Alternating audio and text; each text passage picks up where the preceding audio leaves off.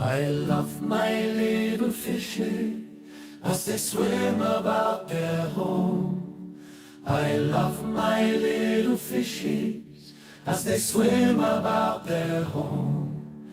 When the sunlight shines upon them and their colors begin to glow, I am drawn into a world where my heart longs to go. I imagine scenes of beauty and feel the warmth of love. I love my little fishes as they swim about their home. I have traveled the world over, but never found a peace that comes from watching my fishes as they swim about their home. My heart is happy and I am content to sit and watch them swim. I will not be alone while these fishies are in my home. When the sunlight shines upon them and their colors begin to glow, I am drawn into a world where my heart longs to go. I imagine scenes of beauty and feel the warmth of love. I love my little fishes as they swim about their home. Well, Heidi.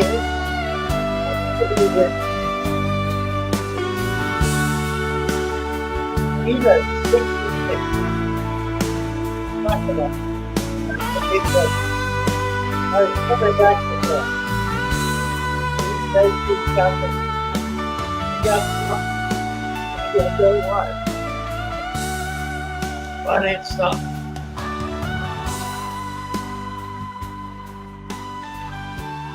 So probably Brenda will be joining us in a bit. She's had to go home, and she'll probably be coming back here and broadcasting from here.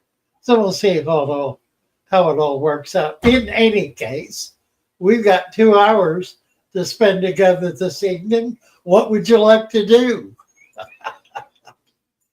I guess I could give you a report.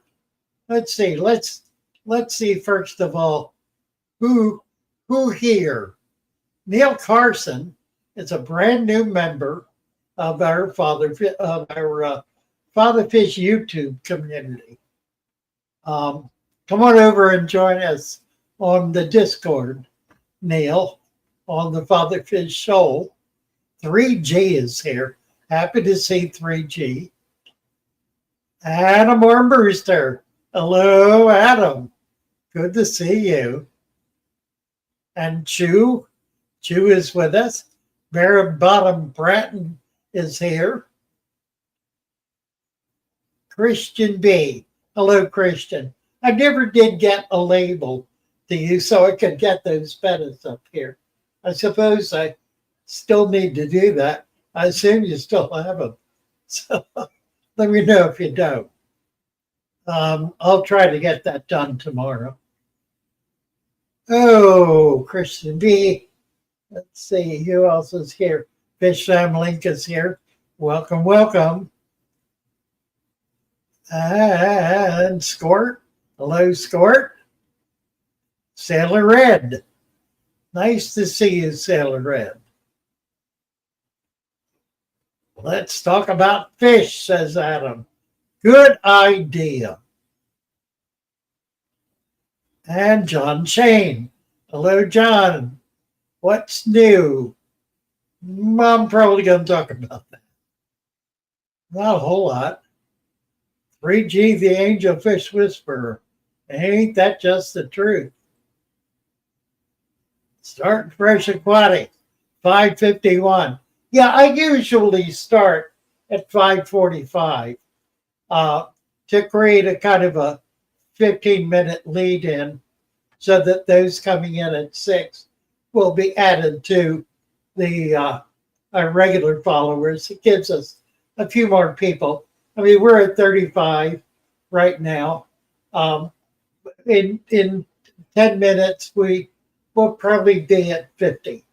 And that's usually will settle in 50 to 60. It would be nice to get it back up to 100. We've been at 100. And we could get back there. I think the way to do it is to play games and give things away, which I'm not averse to doing. It tends to get confusing, is the real problem. And we wonder whether we got the right stuff to the right people. Father Fish, the new Moat Aquarium opening up to today. We toured it. Very nice, my word. Well, yeah, Moat has built something rather astounding. This is in Sarasota, Florida. The Moat Marine, it used to be called, God, it can't even remember all of its names. It was founded by a woman who I met. I'm going to think of her name in a minute, or somebody will come up with it.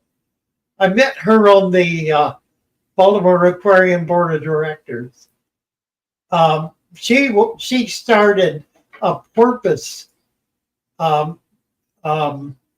research facility in Florida on the east, the west coast. I'll get it, on the west coast.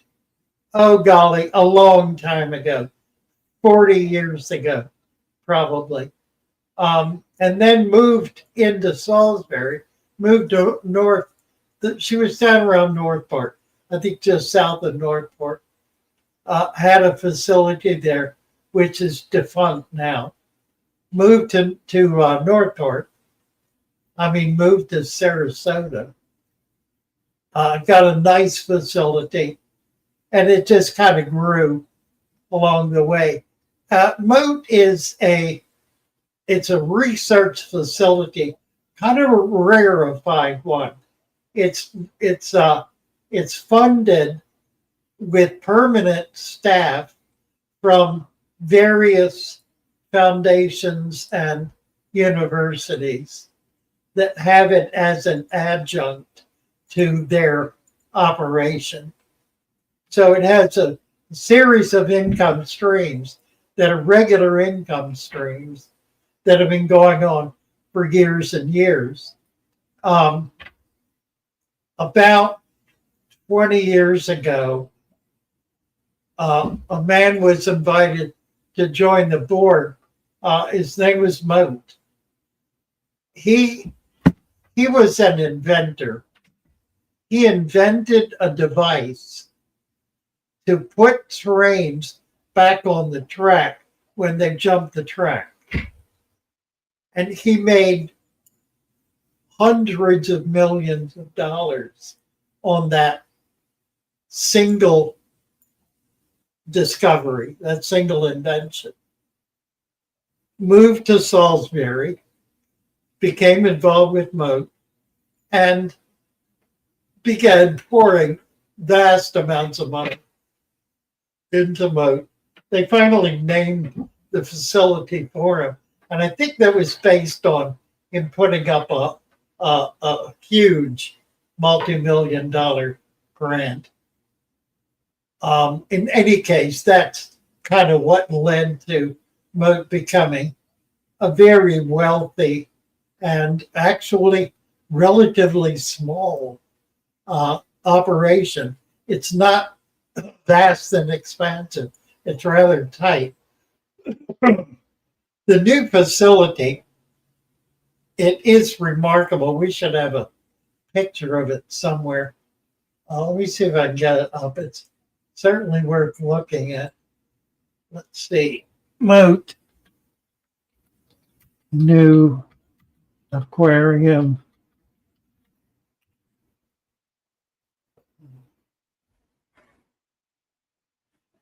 Let's see if we got a picture of it here.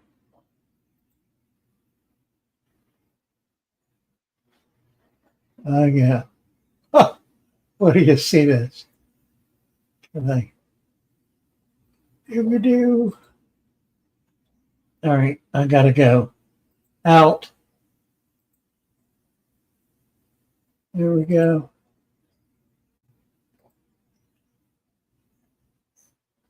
I'm back in. I got to get rid of this.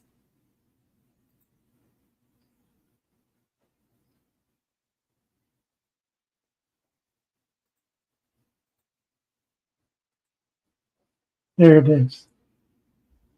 Oh, can you see that? I mean, the thing is remarkable. It's built to look like a ship.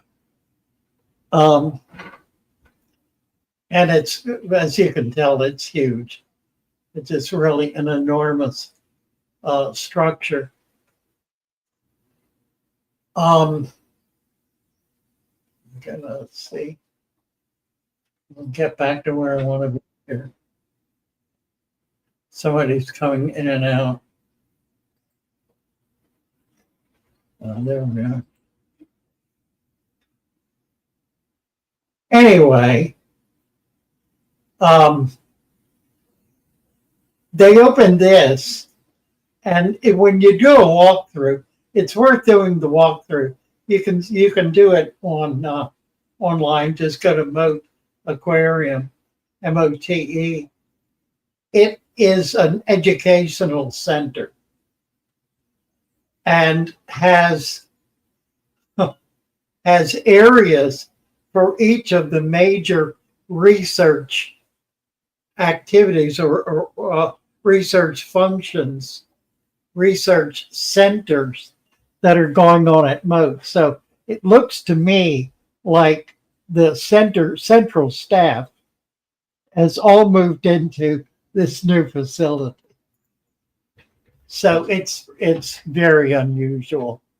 Not what one would normally expect as an aquarium. It's really not an aquarium. It's really a research facility that is on display.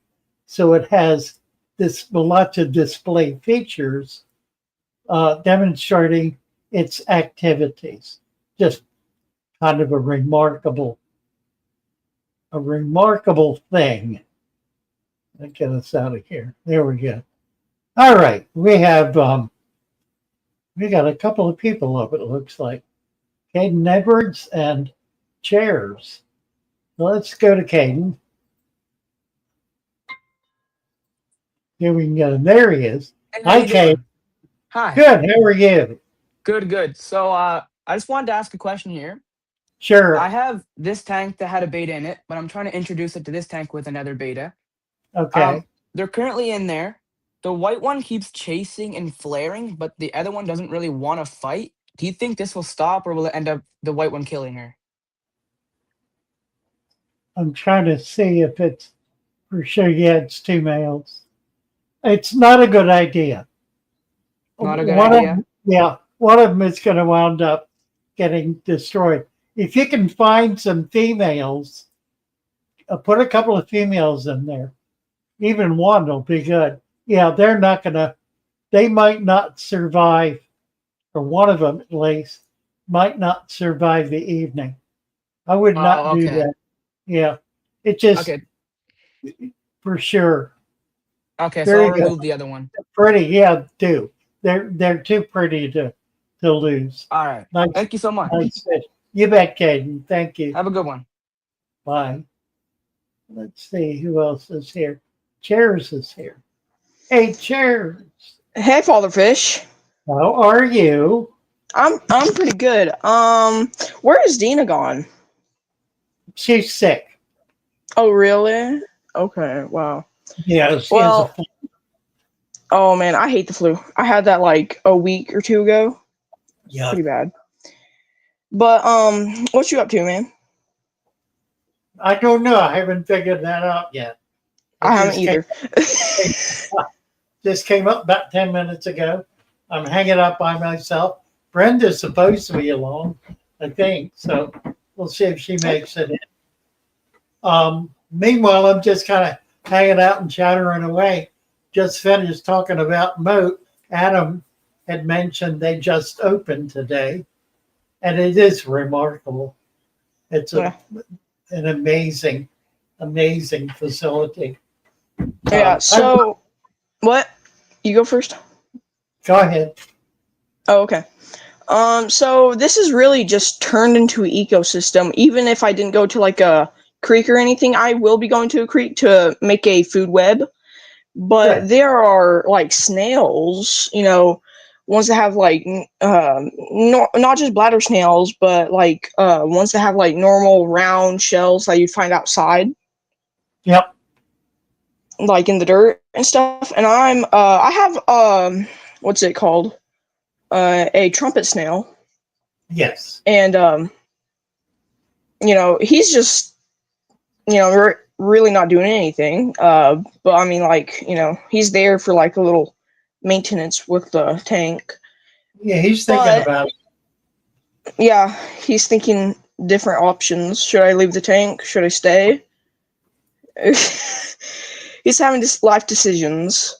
Right. But it has turned into an ecosystem. Correct. It's a little cloudy right now, but like it might just be a bacterial bloom or something. It's more Like, likely. It's more likely a single cell algae. oh really? More likely, yeah. Which is a lot Okay. more desirable than a bacteria buildup. Okay. Also, I wanted to know, why is my water lettuce, hold up. Why is it like it has like this clear stuff on it? What do you mean? Like, I'm not sure if you can see it like that. It's kind of like a sap. I don't know. I don't know either. I looked it up on Google. Of course, you're not. I rather not trust Google, but it said it's like supposed to be taking the bad minerals out of the water. I don't know if that's true or not. I'm just Well, there are no bad minerals. It's getting its nutrients from the water. Yeah, I'm talking It's about the ammonia and stuff, but that's not bad for the plants, of course. well, the plant that's food for the plants. Oh Plant, yeah, plants absorb ammonia directly, which is yeah, why when you put plants in a brand new tank, the night that instantly establishes the nitrogen cycle. yeah, yeah. I was also watching more of your videos and stuff, and I not just I feed mostly my fish like this part of the tank and some of my pea puffer. Like I feed my pea puffer snails and mosquito larvae. Okay. Um, and I feed this tank mosquito larvae most of the time. Sometimes if I can't find any mosquito larvae, I have to go for like pellets or something. Yeah. Um, I mean, like you know, don't have an You get a option. food web going. Get a food web Really, going. without anything, I have a food web going. Well, you will. You've got a certain amount of stuff. If you add to that, you can increase the diversity. That's the main Yeah, function.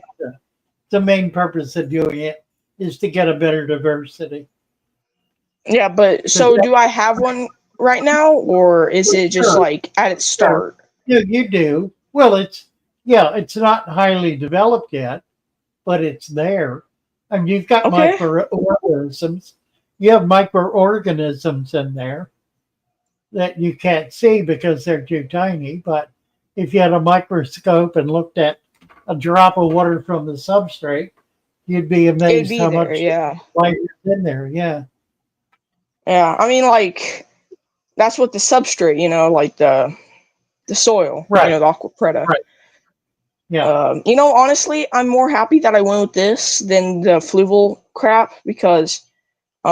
I did a little more research. It doesn't Yeah. really do as well.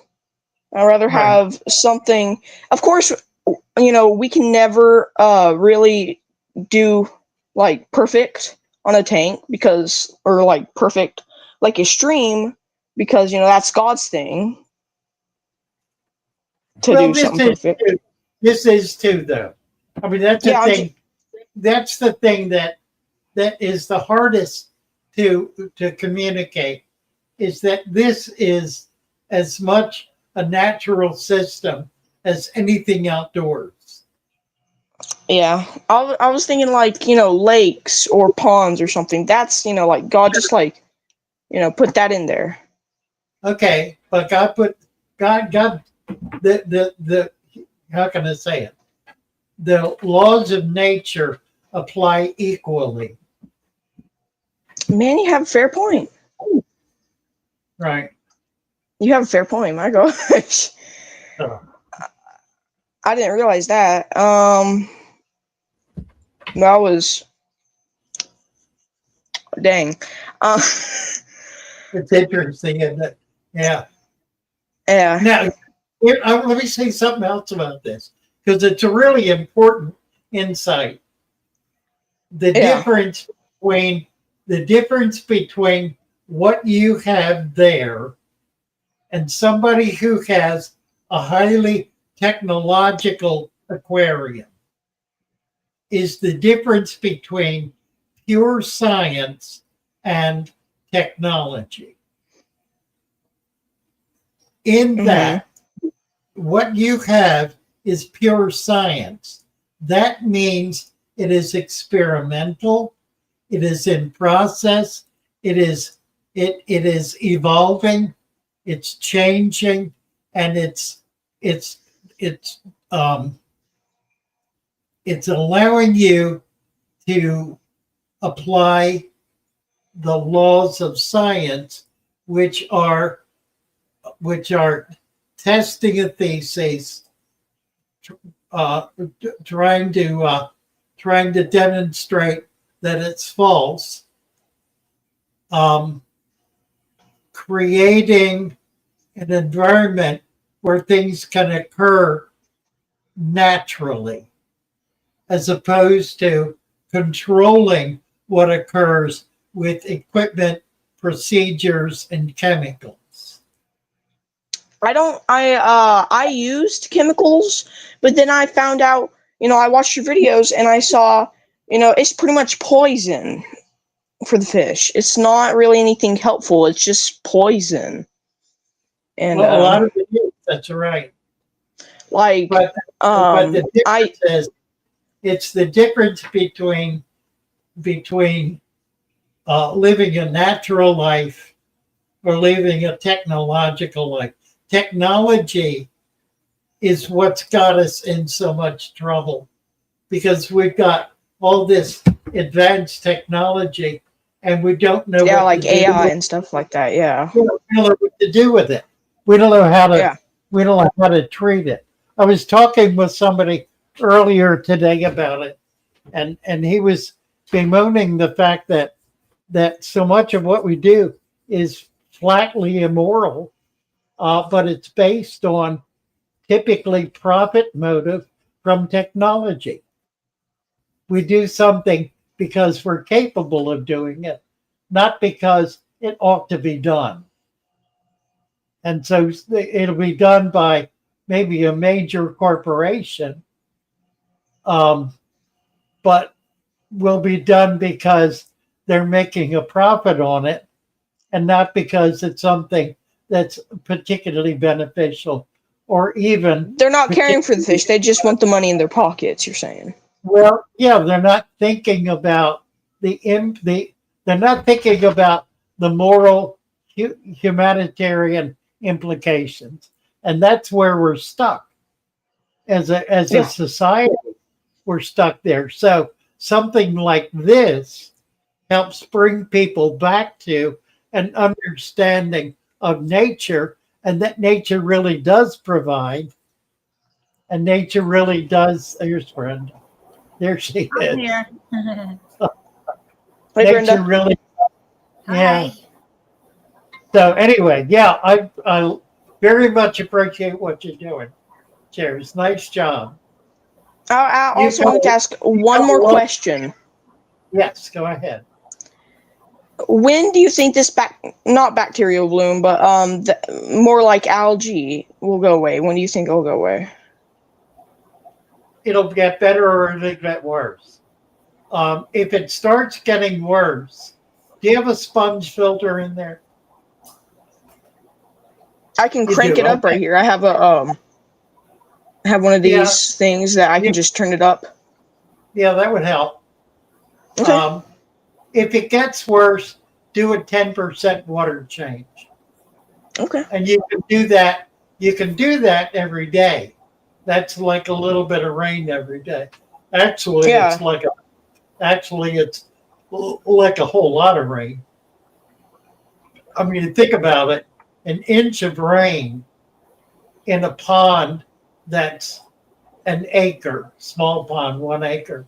An inch of rain is probably 1/10,000th of the volume of that pond. But taking Yeah. out 10% of a 30-gallon tank, is substantially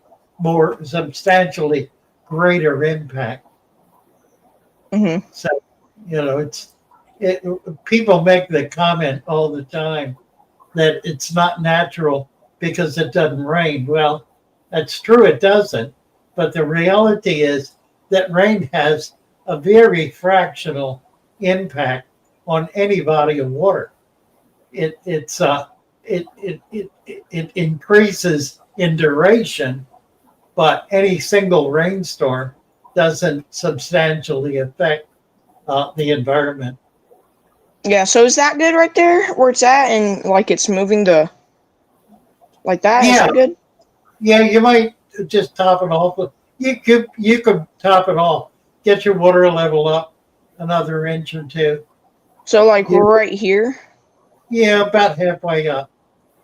Just add water to it, and then keep tracking it. Um, it doesn't look like it's a problem. It may simply be tannins. I've never seen tannins that like makes the water kind of like Milky. not really milky, just kind of I guess like not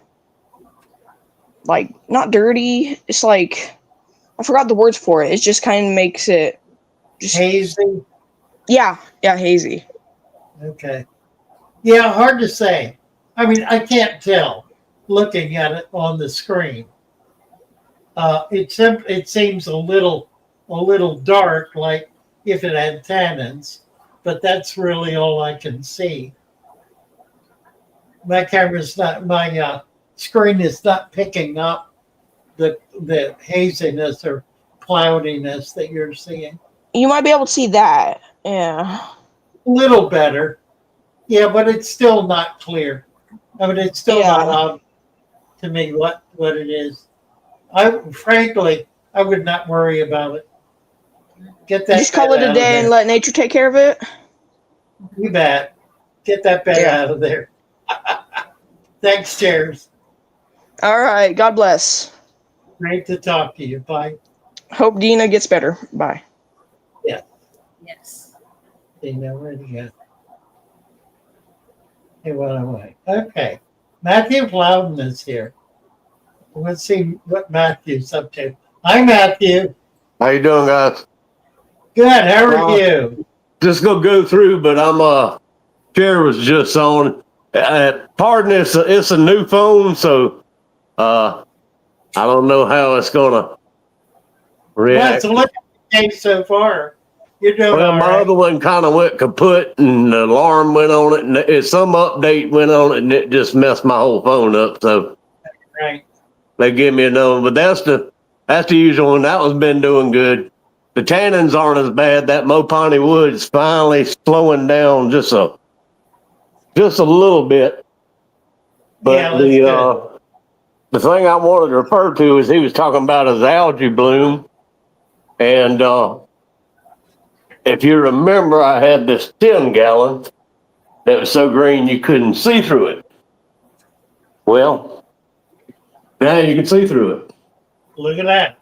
Sure enough. But like you said, what I did is mainly I kept the light off. When I wasn't messing with it, the light was off.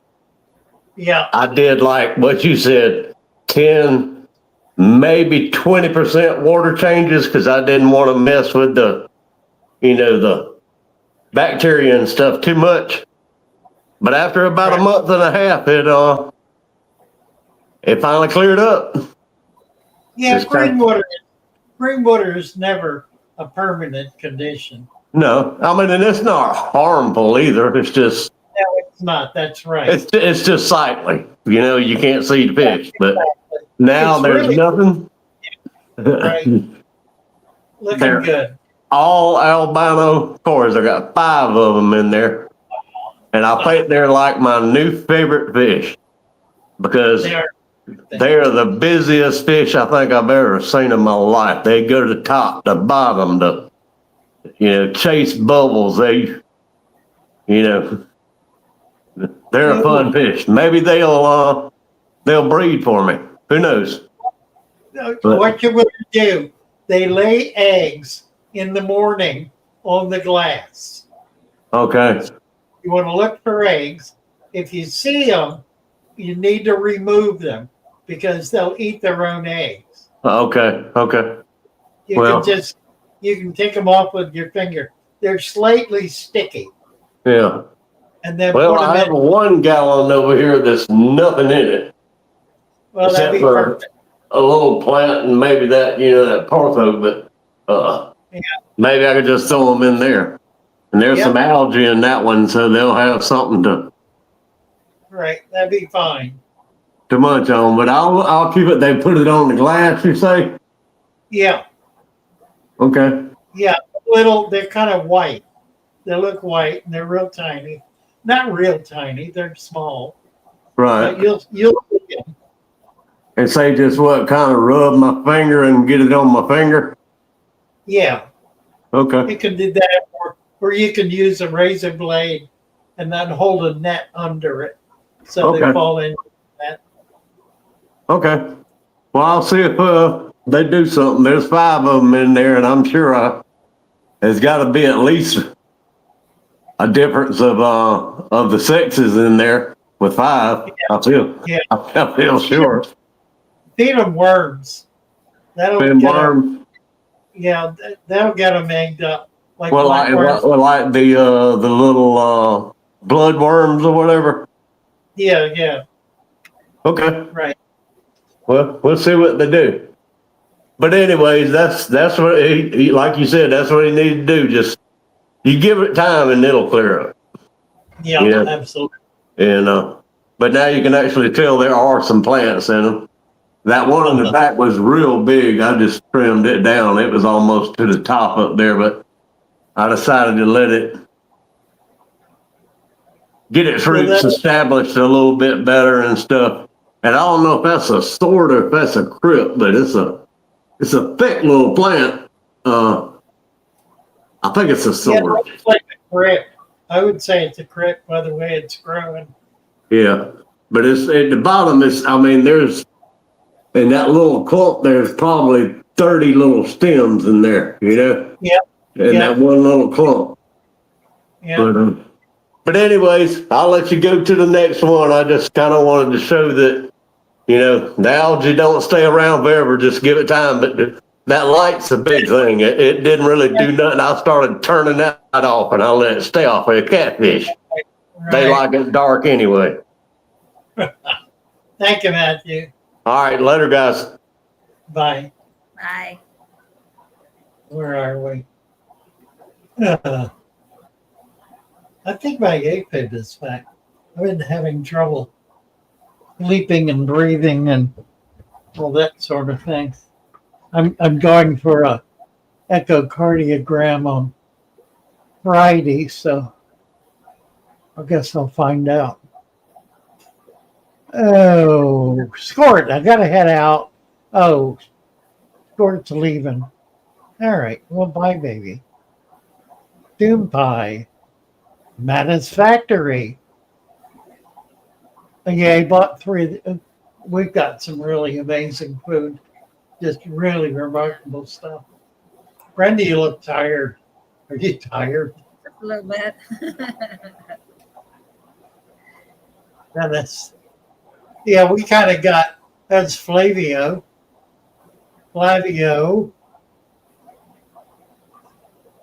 Marina. The Better Great Lakes is here. Who else is here? Blue Mint. Ted Bob. Joe O. Twisty Tanks. I need to give Twisty let's see, show chat. Yeah. Beto has a question. Yeah, go ahead.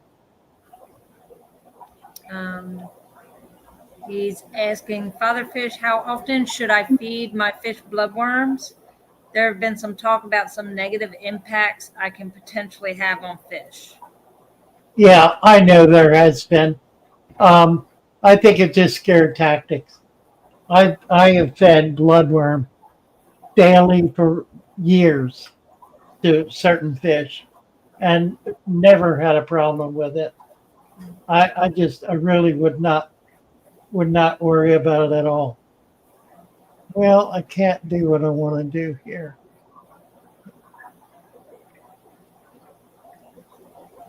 Let's see. Flavio, who was it? Somebody. Oh, there it is. Twisted Tanks.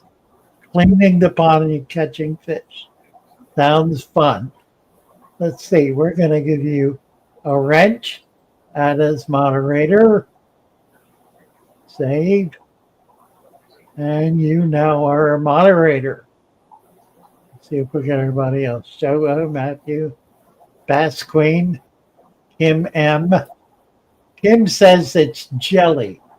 It's talking about the slime on the lettuce, the floating lettuce. Doom Pie says it's just moisture. Holly Girl is here.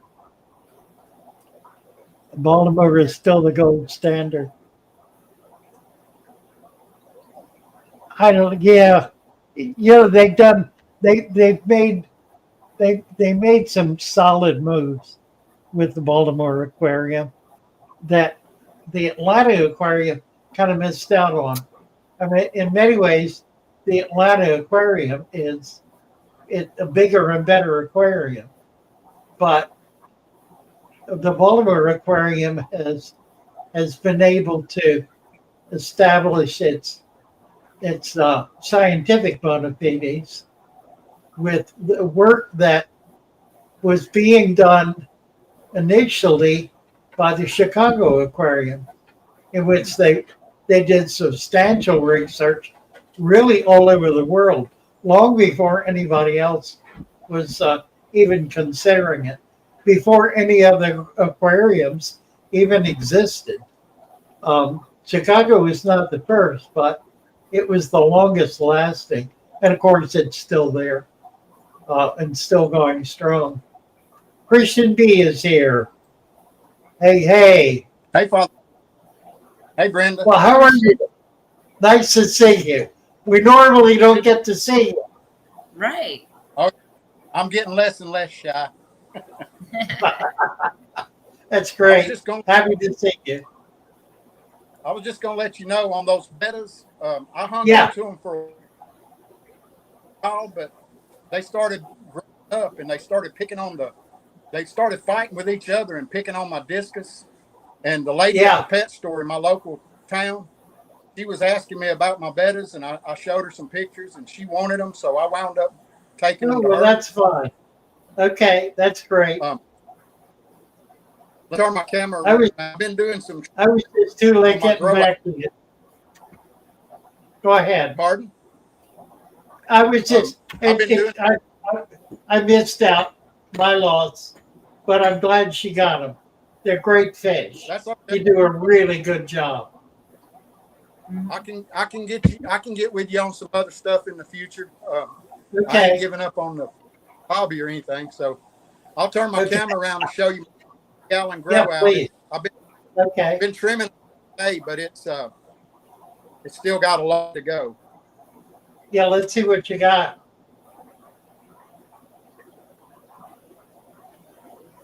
Wow. Lord, Nice. look at all the angels. Yep, these are the same ones. They're starting to grow up. They're between a nickel and a quarter size now. Are they some black? smaller ones. Yeah. Oh, they're Well, marbled. they're marble, but some of them are almost completely black. Yeah, they're actually really pretty. I've actually got a pair of blacks that just paired off and laid some eggs, but I wound up with the eggs molded all but about half a dozen, but the half a dozen Yeah. women now, so I'm going to try to raise Well, those. that's nice. Well, good for you. But I've got some little ones in here too from a separate spawn. I've been moving a little bit at a time. I'm trying to get rid of a lot of these right here. I shipped out a half a dozen the other day and give away a few to my local pond place. The guy at my local pond place, he keeps fish too. Wow. You want to send me a bunch of them? Yeah, we could work that out. Okay. I'll contact you. I'll get back to you. All right, you can hit me up on Discord. Okay, sounds good. Yeah, I trimmed and pulled a lot of floaters off of here today. There's still quite a few on there, but I've got tons of floaters and a bucket full of just trimming from my Vallisneria and some of my other plants. Yeah. But I took 4 of those angels down to my local pond place. The guy down there has a aquarium at home, and he was asking about them. And I took them to him, and he traded me this. What, a big clump of Java moss?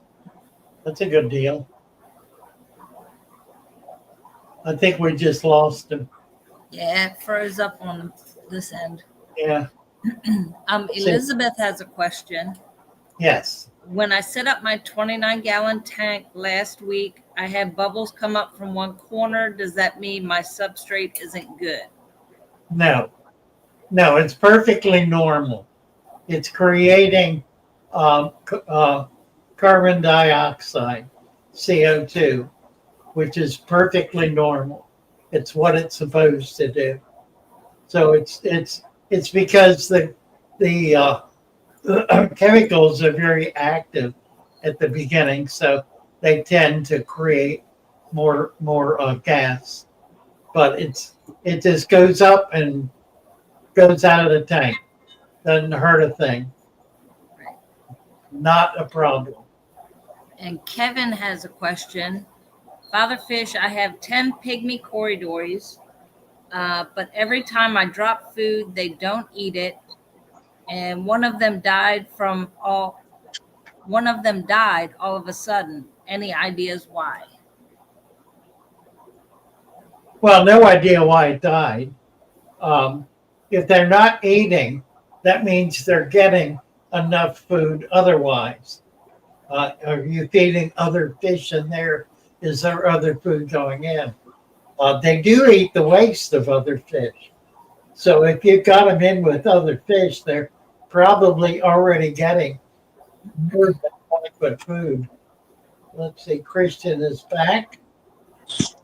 Yeah, I don't know what happened. I think I dropped my internet. Oh. But this big black angel here, the guy was trying to find a new home for him because he said he was being real aggressive with everything in his tank. He had a pair and the female died. I brought the male home and I had this blue clown in this 29 tank with a couple of tetras and some Siamese algae eaters. So I just put him in there to give him a new home for now. Yeah. Well, that'll probably work out. Looks like it might be fair. The blue clowns, but where I got this one, they no longer have them. So he's really pretty if he'll come out from behind all that Vallisneria. Yeah, I can see. And then right here, I've got this pair. They're the parents to the ones I've gotten to grow out, and they've got about 15 or 16 babies that they're able to get this time. And while I was trimming today, I looked over and saw this. Oh my word! So I didn't know if they're going to be okay with those little ones in there with them when they're Well, trying to. yeah, they'll be. Yeah, they will. They will. That's They'll be, remarkable. You always never see that. So they're gonna colonize that tank. That's the benefit of not having anything else in the tank to disturb the breeding pattern, because they're raising these young and starting a new batch. yeah, That's Wow. cool. they've been laying for months. Every couple of weeks like clockwork. But they always eat their eggs, or either they wait till they get to wigglers and then they eat them. But this is the first time they've actually got any to the swimming stage. So Well, I just did a video or a clip from a video that I did a couple of years ago with an angel breeder. And he was making the case that angels go through a learning process when they first pair off. And they may spend a year trying to figure out how to do everything. And sometimes they never do, but they have to go through that process. And yeah, eventually, if they're good, it'll work out like this has. That's pretty cool. it took I'm a while. really impressed. They That finally got is. to the point I wanted them to get to. So I'm pretty happy Yeah. about that. That's great. I love it. All right. Thank you, Christian. I'll get back to you about those angels. I will. I'll talk to you on Discord. Thanks for All having right. me. Thank Good you, night. sir. Yeah. Bye for now. Jacob is here. Hi, Jacob. Hey, how are you guys doing? Good. How are you? Doing good. Uh-oh. Uh-oh. Uh-oh. What are we looking at here? That one likes to. She's doing really well. Look how big she's gotten. Look, do you I know see why that. she curls her tail up like that a lot?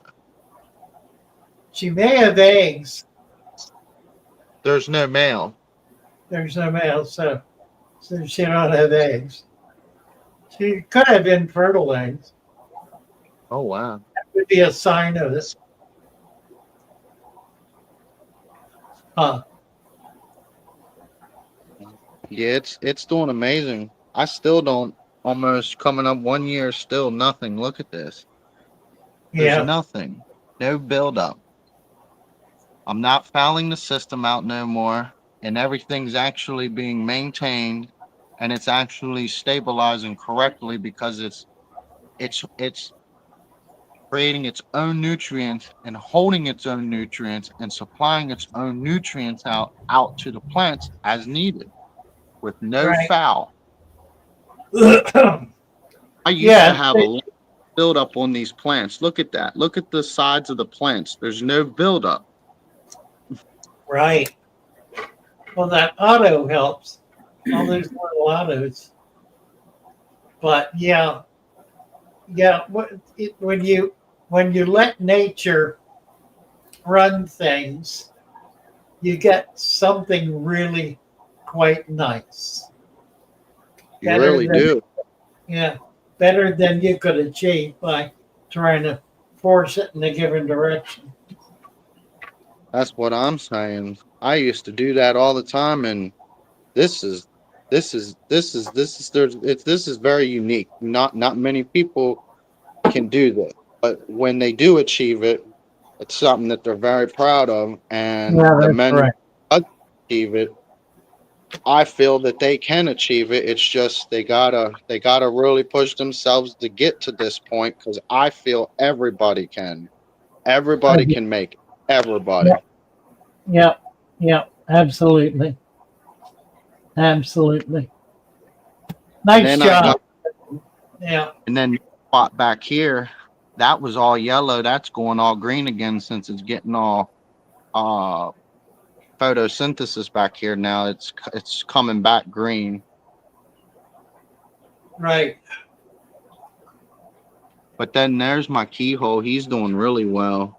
He's Yeah, getting the chunk. I'm waiting to see babies start popping up in this thing.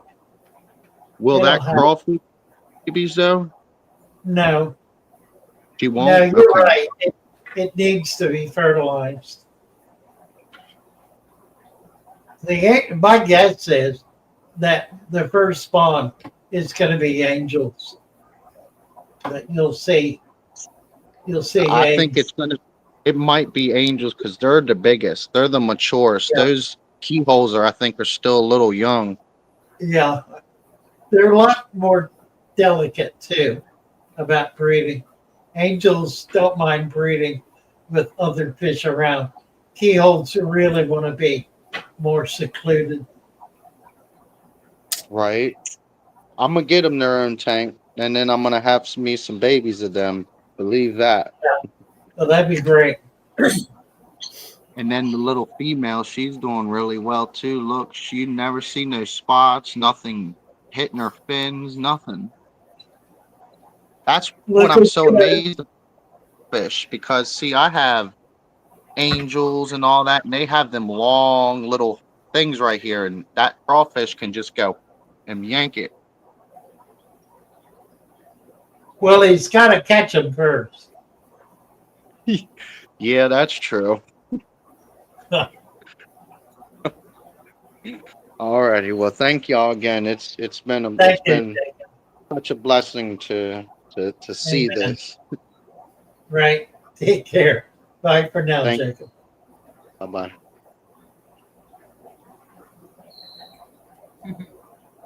Aqua Fasami has Yeah. they have a problem.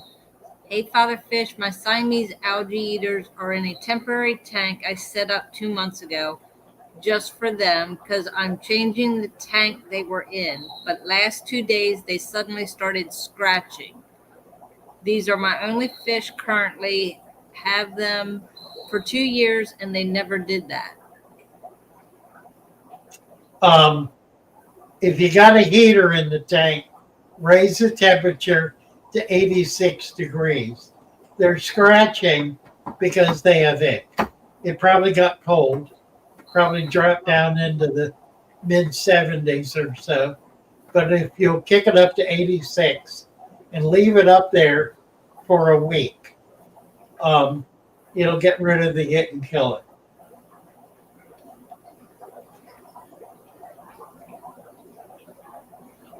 What else we got? Oh dear.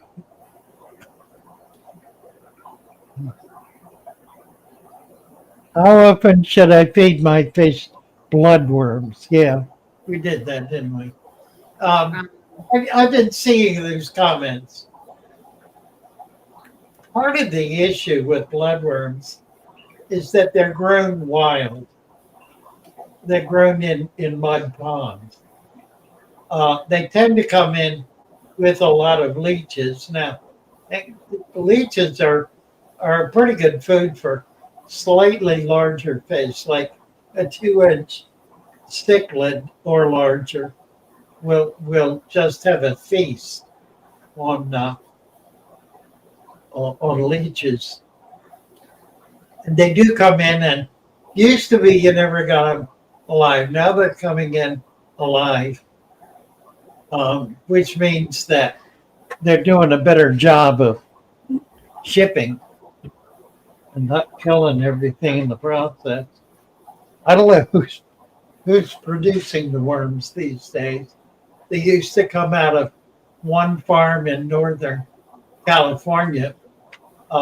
It's pretty tricky. I've known a couple of farmers who have been trying to establish colonies, and they've not been particularly successful, not to the point where they can harvest any real quantity. I know they're doing it in Mexico, but the customs has not figured out how to deal with them, and so they tend to hold on to them until they become a rotten mess, which makes them of little or no value. So, once we get all the working parts coordinated, we could start seeing worms come in again. Right now, it's hard to come by. It's really hard to find them. Now you can collect your own, and it's really not hard to do. You need to get oh, you need to get a fine mesh net, and you need to go to a pond, and you swirl the mud, and just swirl that net back and forth. And then if you shake it, the worms will ball up, and you can take out that little ball of worms. You do that enough, and if it's a productive mud patch, you'll get quite a lot of them. Ooh, Lord. Trey says, I just started setting up my tank. I've had my plants in the tank for 2 weeks and was hoping to let the plants get a little more rooted before adding fish. But yesterday I noticed what looks like tons of mosquito larvae bubbling up and down in the tank. Not sure what to do to take care of them. Put some fish in there. They'll eat the mosquito larvae, and they'll start fertilizing the plants. You need fish in that tank. Yeah. That's why you got mosquito larvae, because you don't have fish in it. So unless you want to get your butt chewed off all night long, put some fish in it right away.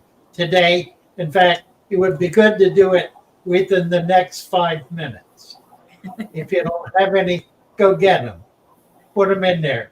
Get them in there ASAP, or you'll be sorry. Because you'll have a house full of mosquitoes. Mosquito larvae are a really great food. But it's not so great when you just let them grow up and become little flying buggers. That becomes irritating.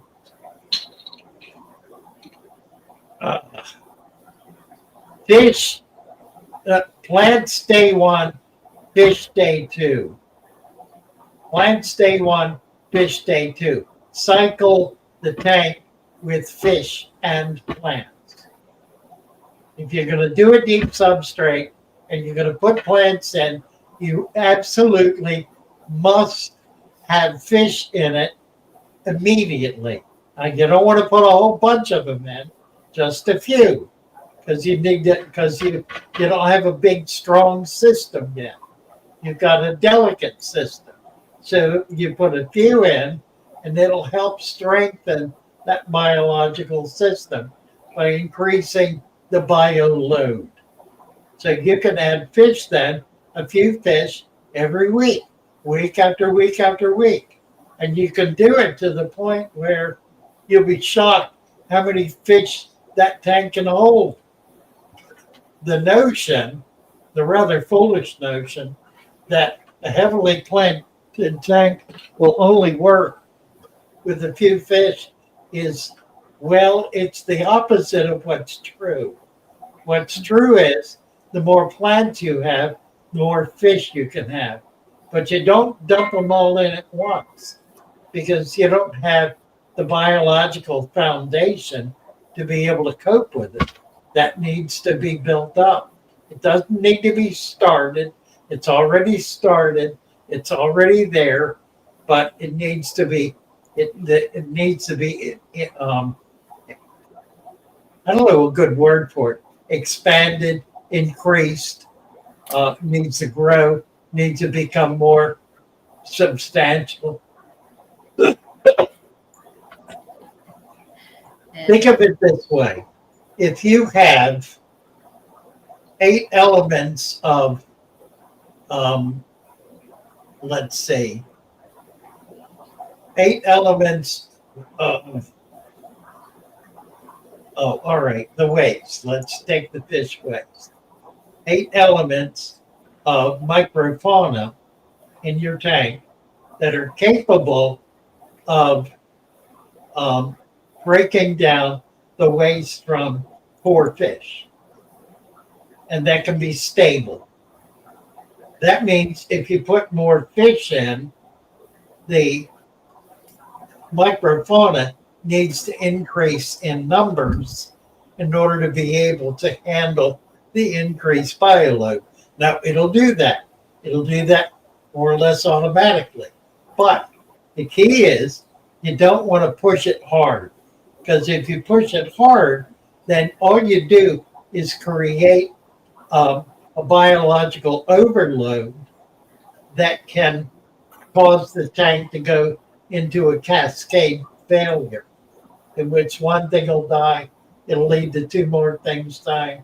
And before you know it, everything's dead except for one fish.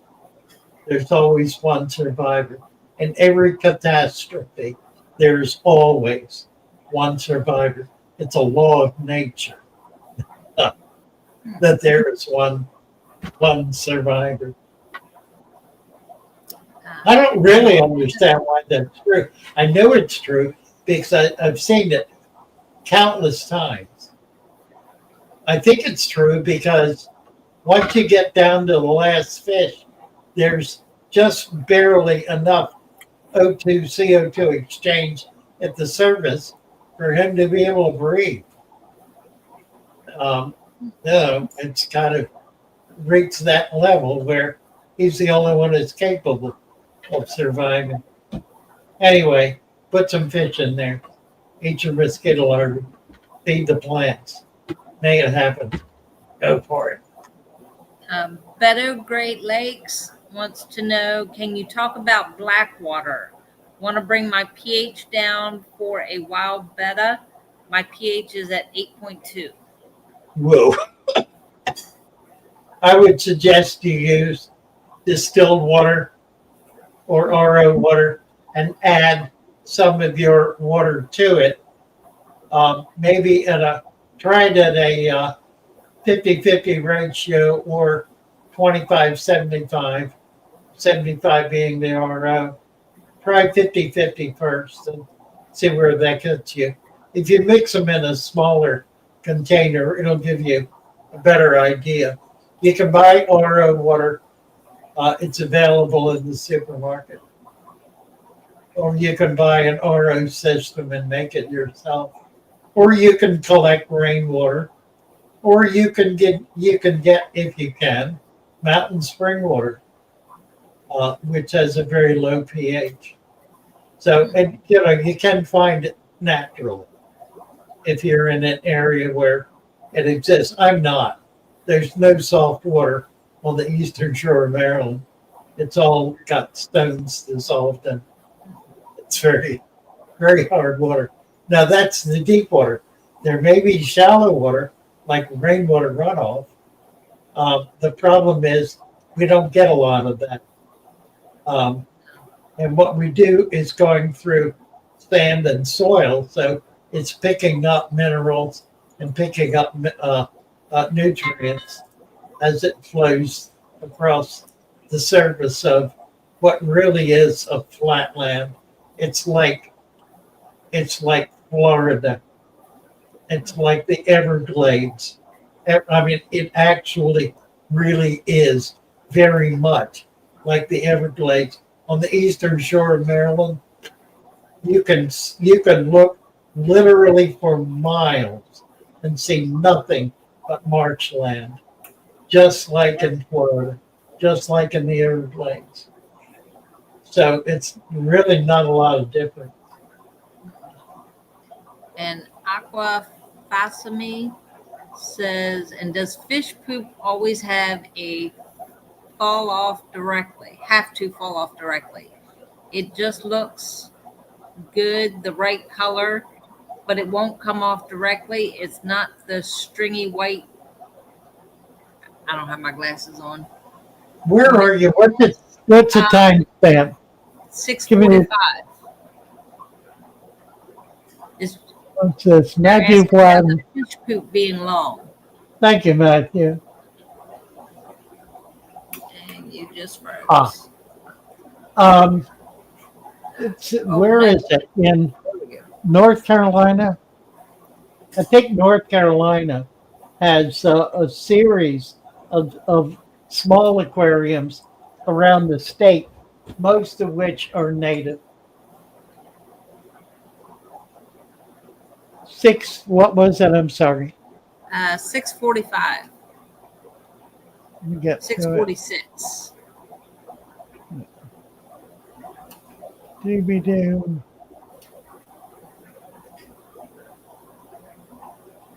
6:42. We got the mosquito larvae. That's where the mosquito larvae is. Funny. Can you talk about Blackwater? Is that it was Just actually under okay? that. The fish poop always have Yep. to fall up directly. Right, won't come on.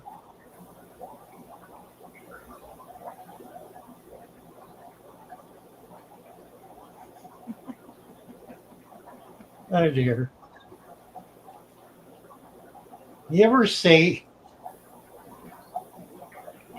what in the world was the cartoon on TV? I can't think now. Shit, won't come to me. Um, I don't know quite what to say about this. What you could do is you could take pictures and run a contest and see which fish is able to have the longest poop.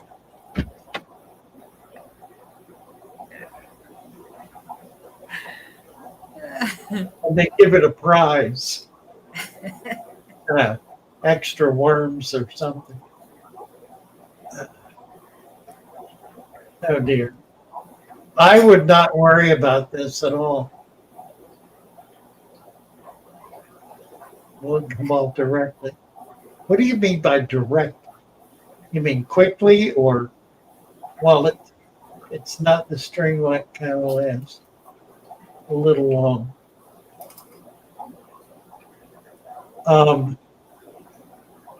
This may be a really good example of creating problems where they don't exist. Maybe.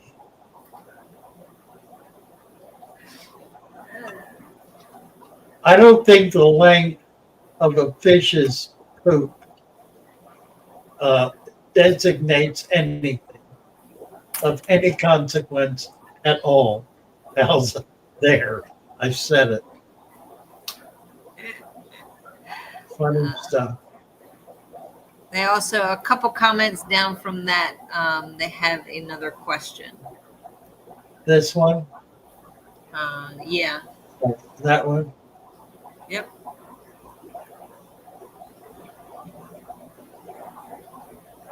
Well, I'll tell you what. The question is, how do we maintain a nature aquarium with all the organic matter? And the answer is you don't. You allow the aquarium to maintain itself because it will balance out. It balances itself. That's the whole point.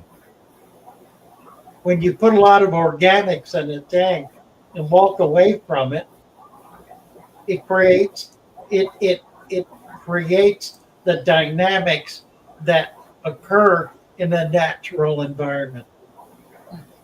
Now, initially, that may seem a little the conditions they create may seem to be a little off. That's where patience is required to give it time to settle down and become stable and healthy.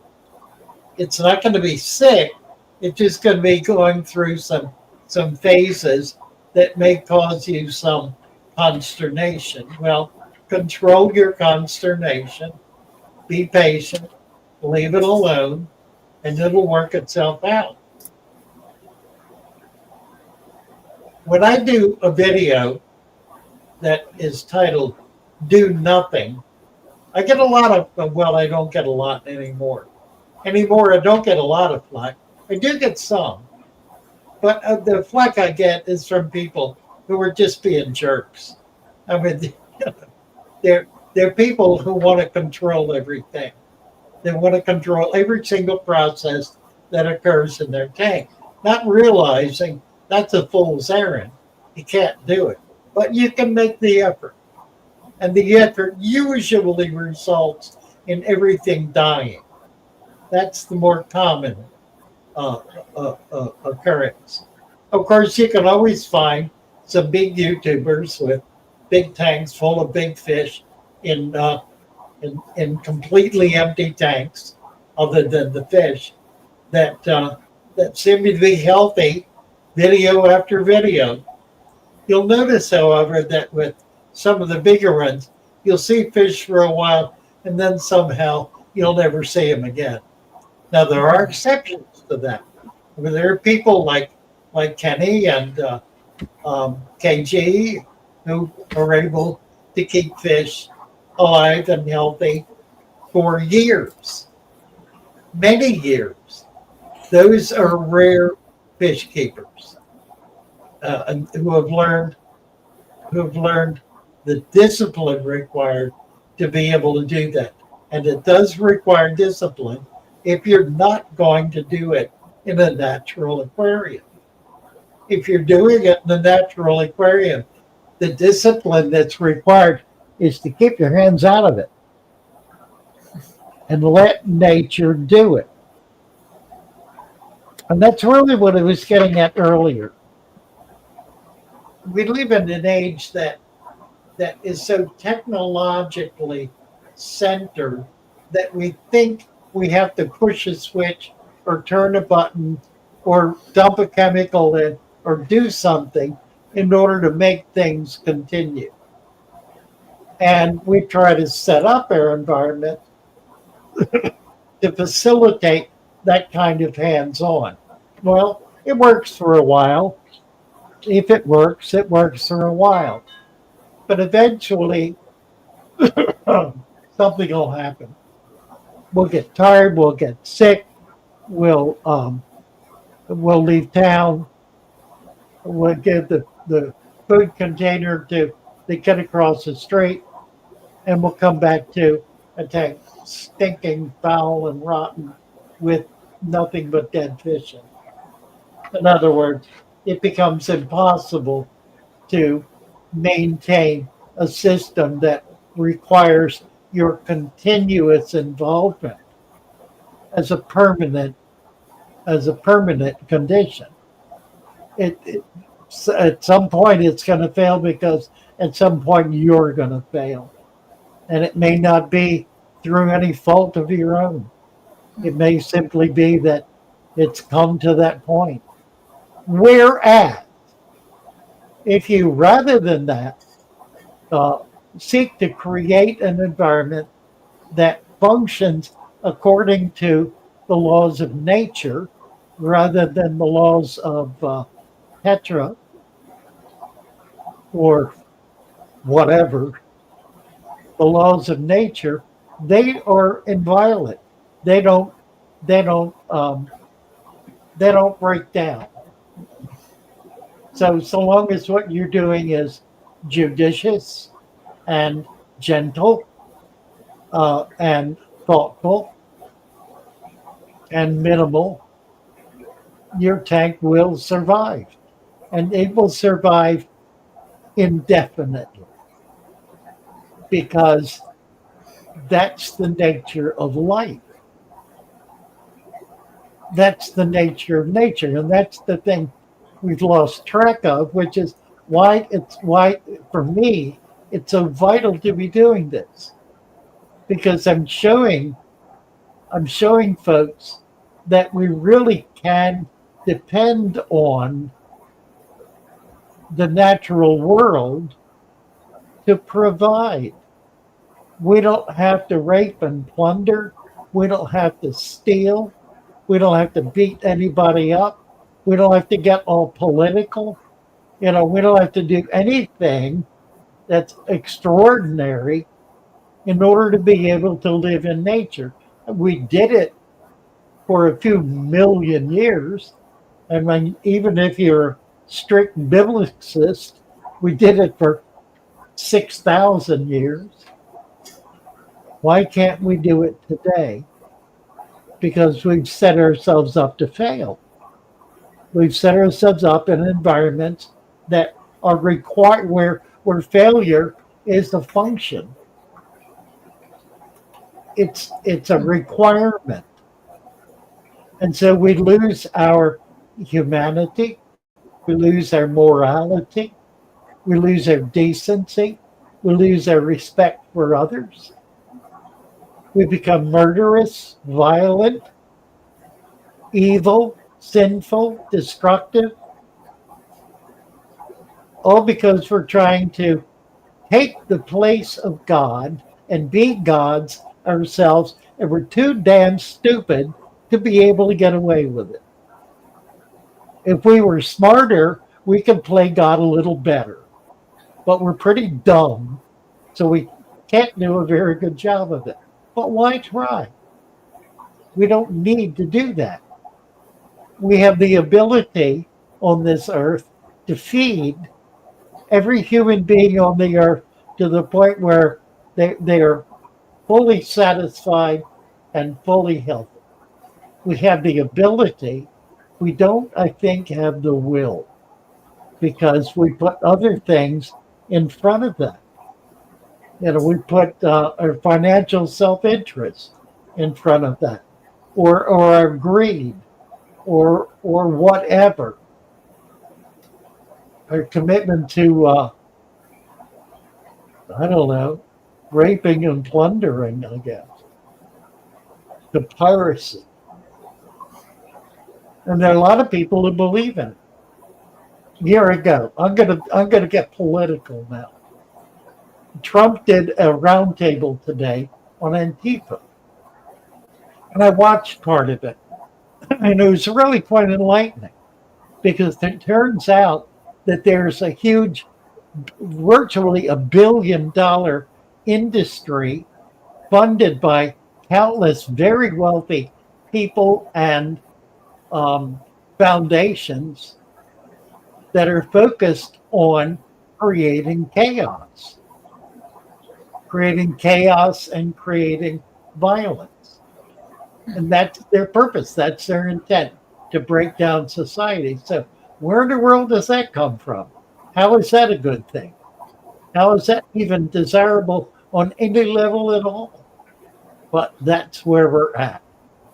And I think we're there because we have lost our way as human beings and have come to we built the Tower of Babel and now we can't maintain it. But we're stuck with it and we're stuck in it. So get into your aquarium, let it teach you, how to survive and how to be whole and how to be healthy, how to be happy, and how to be loving.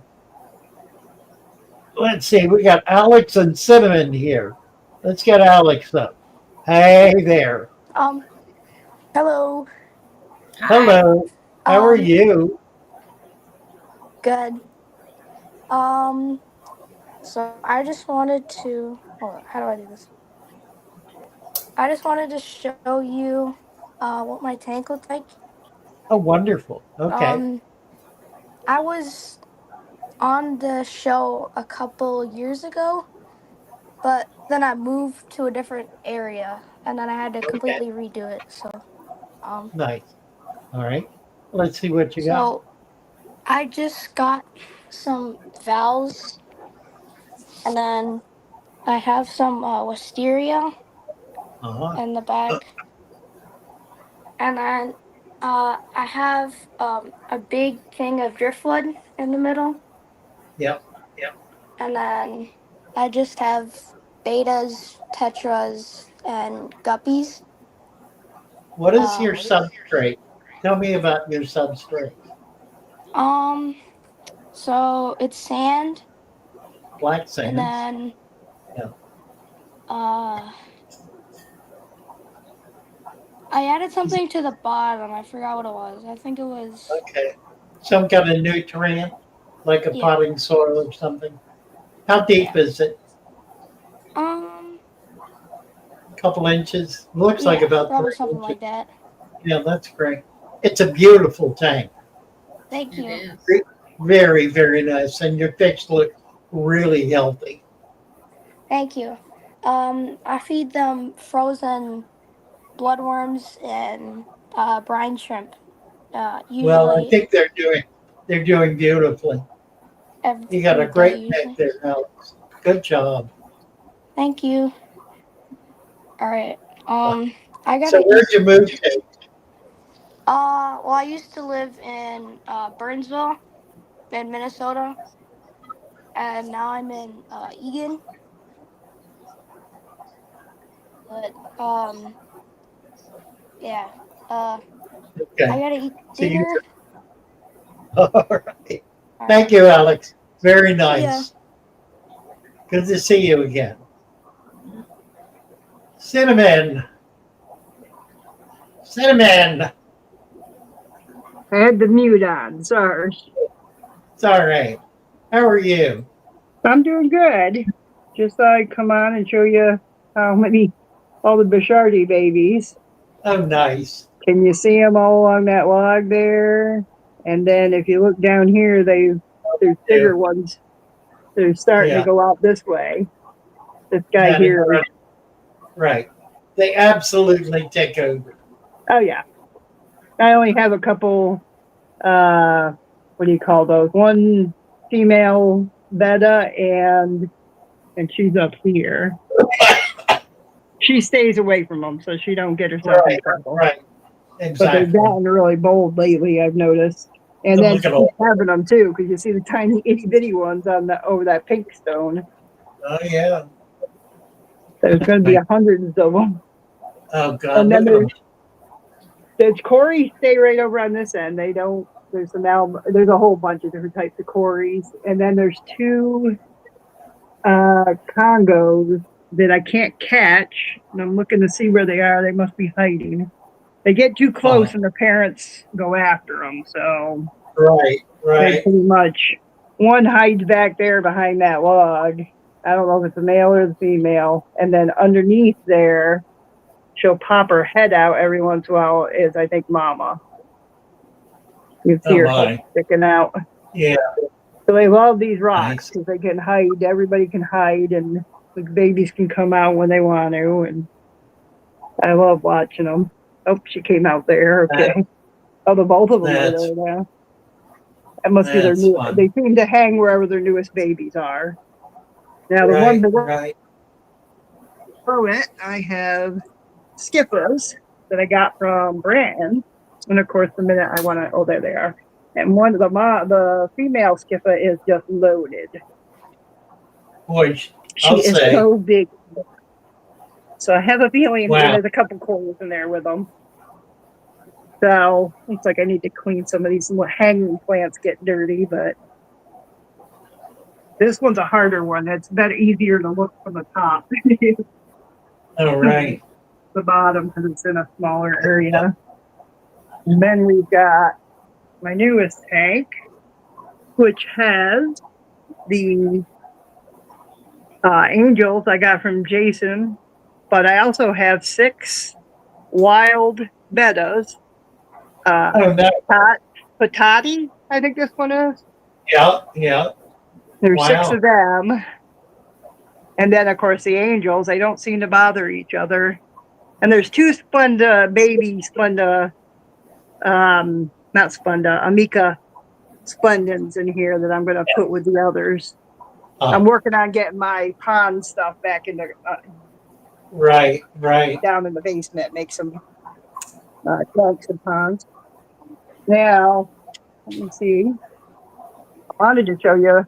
I got from Ed Young the auction they had the other night with Jeff Pelham online. I just cleaned this tank, so it's a little bit on the cruddy side because there's stuff flying around.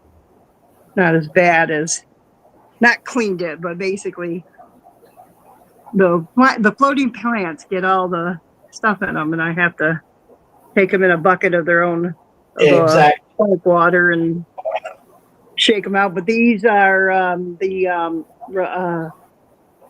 I call them lime rasporas. There is a cubatata or something like that. They're just starting to get their lime color back. Oh, And they're young, of course. So but there's 10 of those in there.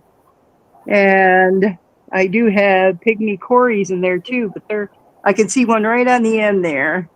They seem rather shy. Oh, there's 2 of them cleaning on the end, if you could see them. I just love them. I think they're just adorable. But they do their job. And then, of course, I've got my red tails in there, who seem to have slowed down with babies lately. oh. Let's see here. I'll show you quick the big tank. You can see there. There's my blood parrot. That's Toby. He's a big old ham, he is. Right. And then I think I'm having some, the electric blues, I think, they dug a hole, a little cave back there. So I have a feeling they're getting ready to have babies. Likely. Now, is the male or the female the larger with the electric blue? It's hard to say. Could go either way. Okay, I'll have to look that up. My 2 Killy Wonders, they've gotten really quite friendly, the 2 of them. I've got 2 females coming from Kim. You're going to see I have a mop in there, but they don't. And this one's that with the red on top, it's the Liberty Molly. Oh. And I think the female has babies and they all eat them because she looks fat and then she doesn't, and then she'll look fat and then she doesn't. Right. And then I got some of the Akara too is getting big. Yeah. The blue Akara, and then I have down here some of the Synodontis. They like hiding. I only see them once in a while. They go underneath and hide. And Toby's right there. He's always right there. He wants attention. He wants to know what I'm doing. So he's taking over. Fortunately, he's not a mean blood parrot. He seems to leave all these guys alone. The giant Danios, I think I'm going to let them go in the auction because I have learned I am not a very big Tetra person. I've a few times now realized that I think Tetras are jerks. So they kind of get rather mean with everybody. And I just like, you're just there. I don't really have any interest in you. So I'm going to let somebody else give them a try. Did the Buffalo heads? buffaloes survive? Yeah. Yes, they're upstairs and they're in with a couple guppies. They're just extras and they do great. I think 2 of them have paired off and the other one just kind of hangs out with there was 2 multis that ended up stuck in that tank because I couldn't get them. Yeah, I was hoping you could get a pair out of that. There's a Synodontis. I can see the tail. I don't know if you can see that or not, but he's messing with my algae eater there. But I figured they were in the log because they do like wood. So, but they seem to have calmed down some since I put some of the bigger guys in here. The constant back and forth is not as much with the Danios and the rainbows. Yeah. I do have 2 Bozeman rainbows coming from David from L. What size tank is that? That's 55. 55, yeah. That one's the 55. It's my biggest. Right. And I have one more 55 out in the garden, and the one I have a 40 that I'm still working on making a Tanganyika tank. Oh, cool. Now that I have the different types, I'm still looking though, the Catapunctus or whatever that I bought from you that time. They wwere doing good. And then I think I didn't have a top on there because they weren't jumpers. And I think my cats snacked on them while I was at the clash. Because while I was at the clash, 3 of them disappeared. Wow. I got a bunch of Calvus and Frontosa and some other pretty Yeah, I'll nice. just see what you got and get some from you. Now I've got an orange flash, and the female's here somewhere, and then a bunch of autocinchus, the angelfish. Some of the bettas, because there was a whole group of babies basically. Somebody sold them really expensive to me for $20. Wow. Or no, there was 20 of them, not $20. Take a look at that one in the back. I think it's a girl, but she's veil, and she is just gorgeous. Now, the ones you got from Jeff, I think he was Radio Aquatics. These are his. I've had him for quite a while. He's in our club. There's another one over here hiding. No, he doesn't like the camera. But that's one of his too. So he has some beautiful Yeah, I got a lot of written down. And then Mike's ones are upstairs with the others, and I'll show you another time. But yeah, all these pretty bettas, these little girls here are growing up, and as they get bigger, I'll move them to other tanks. They're really quite nice. Yeah, they really were for inexpensive bettas. I was surprised that I think he just wanted to clear his tank out for the season because they all I think are related. There's a couple guppies in there, but the guppies just hide among everybody else. So nice. Yeah. Alrighty. Looking good. Thank you, Cinnamon. This one here is the octagon, and that one's I think like around 30. The lady wasn't quite sure. She thought 40, but I was like, I don't think it's 40. I think it's 30. Yeah. So I want to get a octagon that's much bigger, but at some point, but not for a little bit. My husband's about tanked out, so. Yeah. All righty. You guys have a good evening, and Dana, if you're watching, get better. And we miss you. Right. I'll talk to you later. Bye, Cinnamon. Thank you.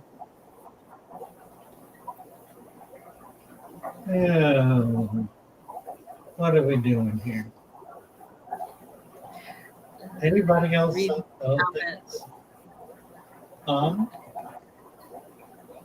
Yeah. Oh dear. What do we have in the comment section here? So there's a question at 6:58. Father Fish, regarding vitamin C, what type can I use? Pure powder, effervescent, or tablets? I use the tablets. The powder would probably be easier to use. Two things about vitamin C. Excuse me, I got a croak down there, a frog down there. He's blocking my vocal labs. Vitamin C. Number one, you want to make sure it's organic. In other words, you don't want to buy something that has flavoring in it, like no orange vitamin C. Try to get the just the plain vitamin C. And the reason I say it's organic is to say it is completely harmless in your tank. It does, and I don't know the science of it, but I know it does defeat chlorine and chloramine. And we did some pretty extensive lab tests, using it with blind studies, and we found that it significantly reduced the toxicity of the water, of the chlorine and chloramine in the water, with relatively small doses. The number we finally arrived at is that 1,000 unit tablet will treat 240 gallons of water. So it doesn't take much.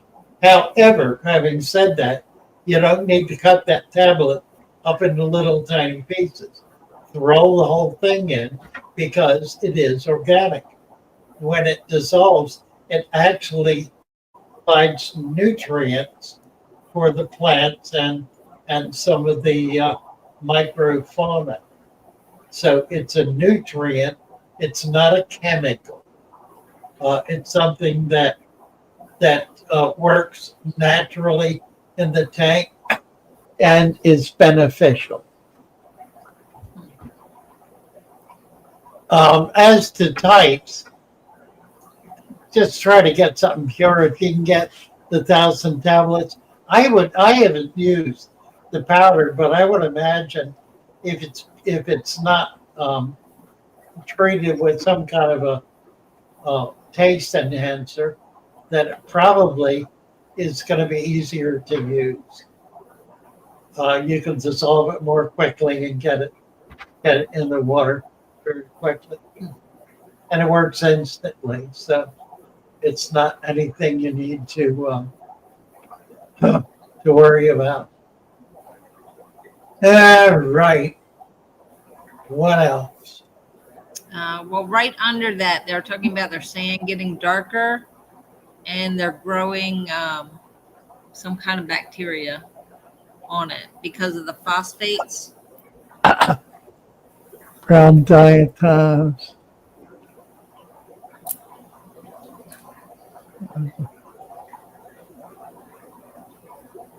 Where are you? What's the timestamp? 6:58.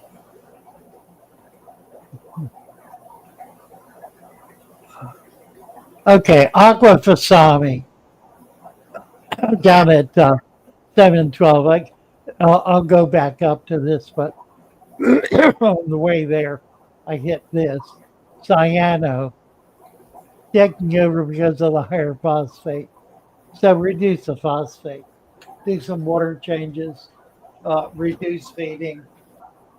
It's combination of things. It's also high nitrates. Reduce feeding, change food if needed, do some partial water changes. You can manually remove the cyano, but that doesn't get rid of it. It'll come right back. You have to get the cause covered, which means you can put a phosphate sponge in there if you think that's really what it is. Not going to hurt anything, and if that's what it is, it'll remove it, and you'll see a difference. Um, Frankly, I haven't had a phosphate problem in 20 years. It's kind of unusual anymore, really.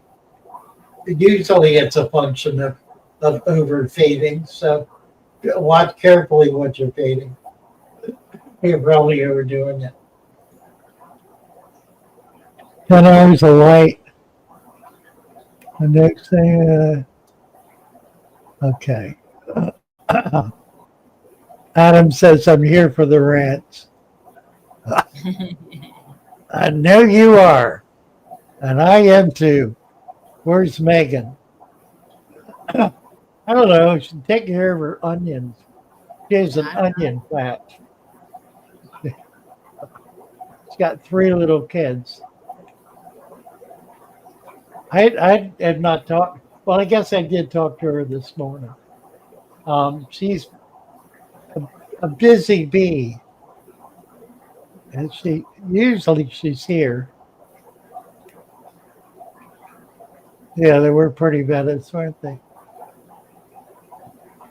Oh, that's interesting. Aqua Fasami is saying nitrates are zero, phosphates are crazy high. Of oakwood twig branches and at zero plant. When I had a leaf litter.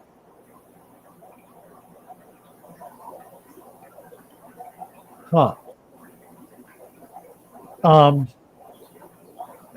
Amazon rainforest biotype. They're plants that live in that environment. I would put some plants in there and go ahead. Adding the leaf litter is not going to make the phosphate issue worse. It probably will help to control it I don't know what's causing it. I can't tell from what you're providing what's causing it. Finally got a Fatherfish Fish Room Punks card and a sticker. Now I'm going to order the poster. What poster? Do we have a poster? Do we have a what? We need a poster. We need a poster. No, Yeah. we don't have a poster. No, we need one. We need one. Okay. But talk to Tommy. Put together a poster. Something we can something we can run off on our printer. On like cardstock or something. Okay. We need a I'll poster. talk to Tommy, see what we can come up with. He will be full of ideas. Yes, he will. We have 3G is here, and Dan Melcher. Let's get 3G up. Hey, 3G. Hey, Hello. Foxy. Hello, Miss Brenda. Ta-da. How are you? Hi.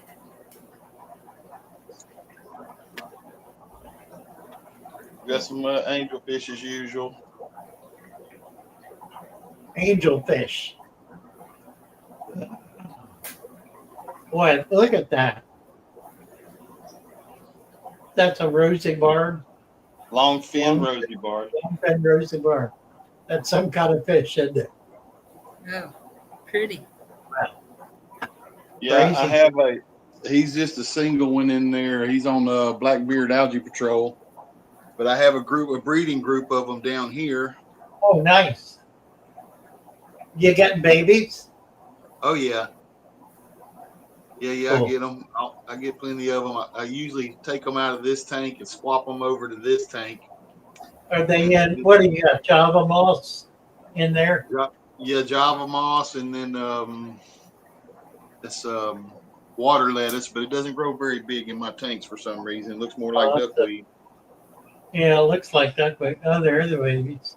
But yeah, I'm gonna set up an egg catcher. Yeah. Yes.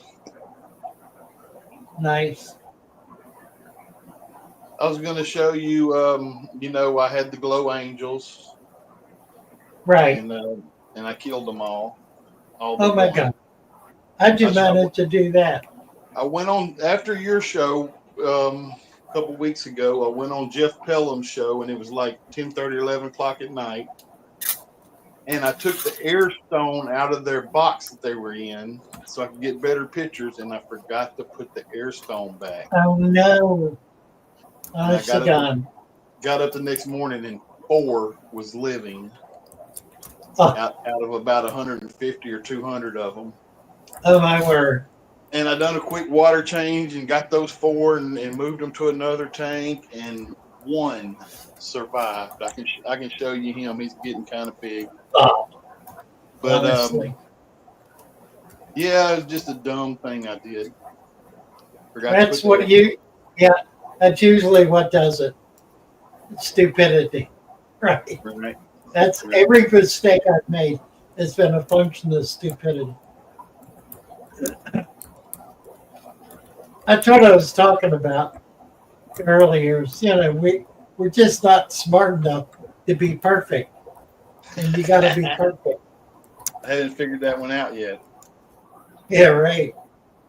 Well, here, let me show you. I'll show you what I got going on over here. And you're talking about I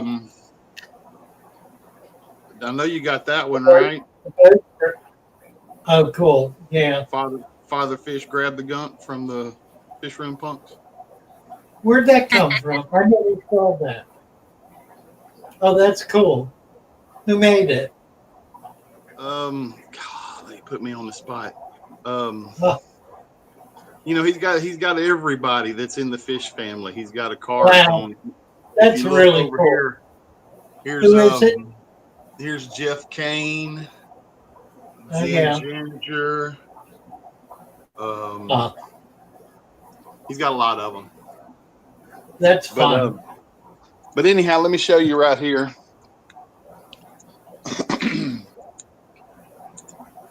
In this little container, we've got another batch of pink angels. Oh, wonderful.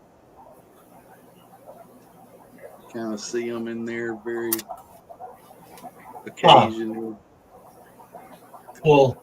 I got some brine shrimp here ready to feed them. If y'all want to, see if we can get them to get in there. They're out and swimming.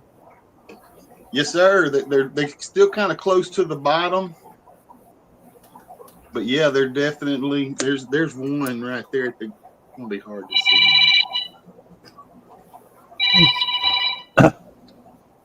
Hello. There's a Father few. fish. Oh, look at all the babies. Yeah, hi, Kevin. Some of them are solid white, and some of them are hot pink. Do your order? No. They've been Yeah. Okay. Right. They should You eventually put look them in like a these bucket. guys. Did you order everything yet? Did you order? Do you have everything? Okay.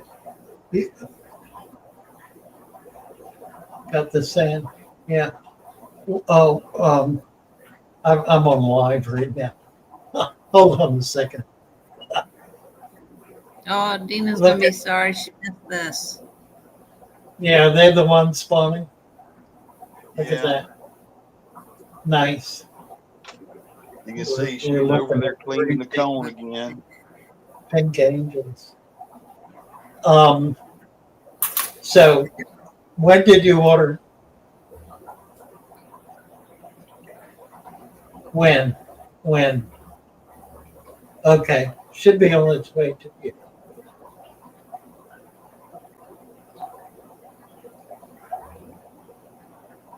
Well, we had our shipment of plants is not arriving until tomorrow, so that's kind of tied things up. But it'll certainly, if it's not gone out yet, it'll go out tomorrow.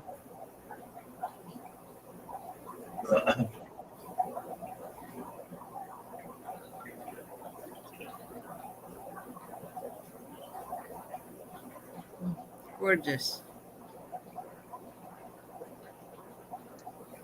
What? No, just put a vitamin C tablet in it. See if I can move the Use light your forward. tablet and put a vitamin C tablet in it. That's all you need to. Yeah. That's awesome. You Don't like do that, that. Brenda? That's not going to be better. Our was worse because This the tank is pH overrun with snails. wound up with an acid tank. So don't do that. Use your tap water. Vitamin C, like you take, like is in your medicine cabinet. Vitamin C, 1,000-unit tablet. Just throw one in. If you have chlorine or chloramine, it'll remove it. And it's, I know, I and think it's those not. are my favorite. Moving on. That's the Bulgarian seal points. Ah, gorgeous. Bulgarian seal points. Yeah. Okay, let's see. Yep. Hang on just a Yep. second. Yep. Perfect.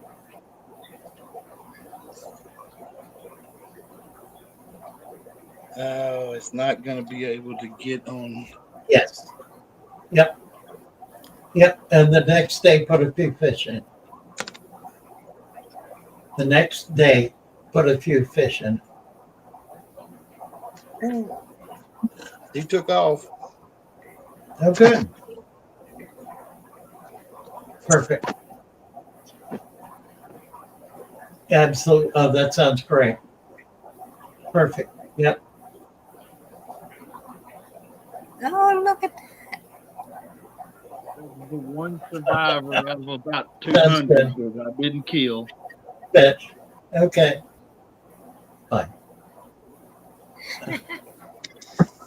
Nice. That's my one survivor, Father Fish. Oh, my word. Oh, isn't that's a heartbreaker, isn't it? Yeah. Uh, wow. Well, anywho, I'll back on out of here. I took up enough of your time. Thank you, Greg. Appreciate you. Thanks for having me up. I love y'all. Love what y'all do. Thank you. Bye for now. Thank you. All right, let's get Daniel up here. Hi, Daniel. Hey, Father Fish, it's been a while since I did this. Oh boy, that's a gorgeous tank. It is. I have I did 2 inches of soil, 2 inches of sand, and this seems to be working really well. I haven't done a water That's change beautiful. in about 2 years. Yeah. The only reason why I had to do a water change is because I had to move this whole thing. And Right. I called you up and you told me to just empty it until it gets to the substrate and then move it like that. So Yeah. that's how I did it. Well, you did good. And I I've got acquired so many plants. It's unreal.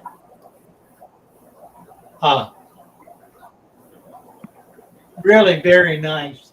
I've got some plants that have just started to do that, and I'm just real impressed with them. Should I Very trim nice. it down?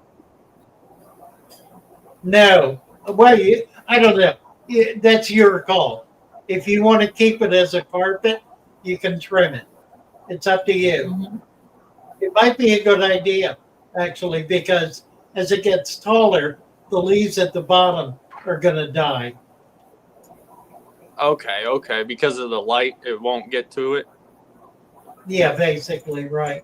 All right. I had So it would be good to keep it trimmed. It'll look nice too, trimmed. these cardinal tetras. I had those for a while too. I want to say about 7 months, and they're doing good in this water. Yeah. And I used this local pond water, and I filled the whole thing up. Wow.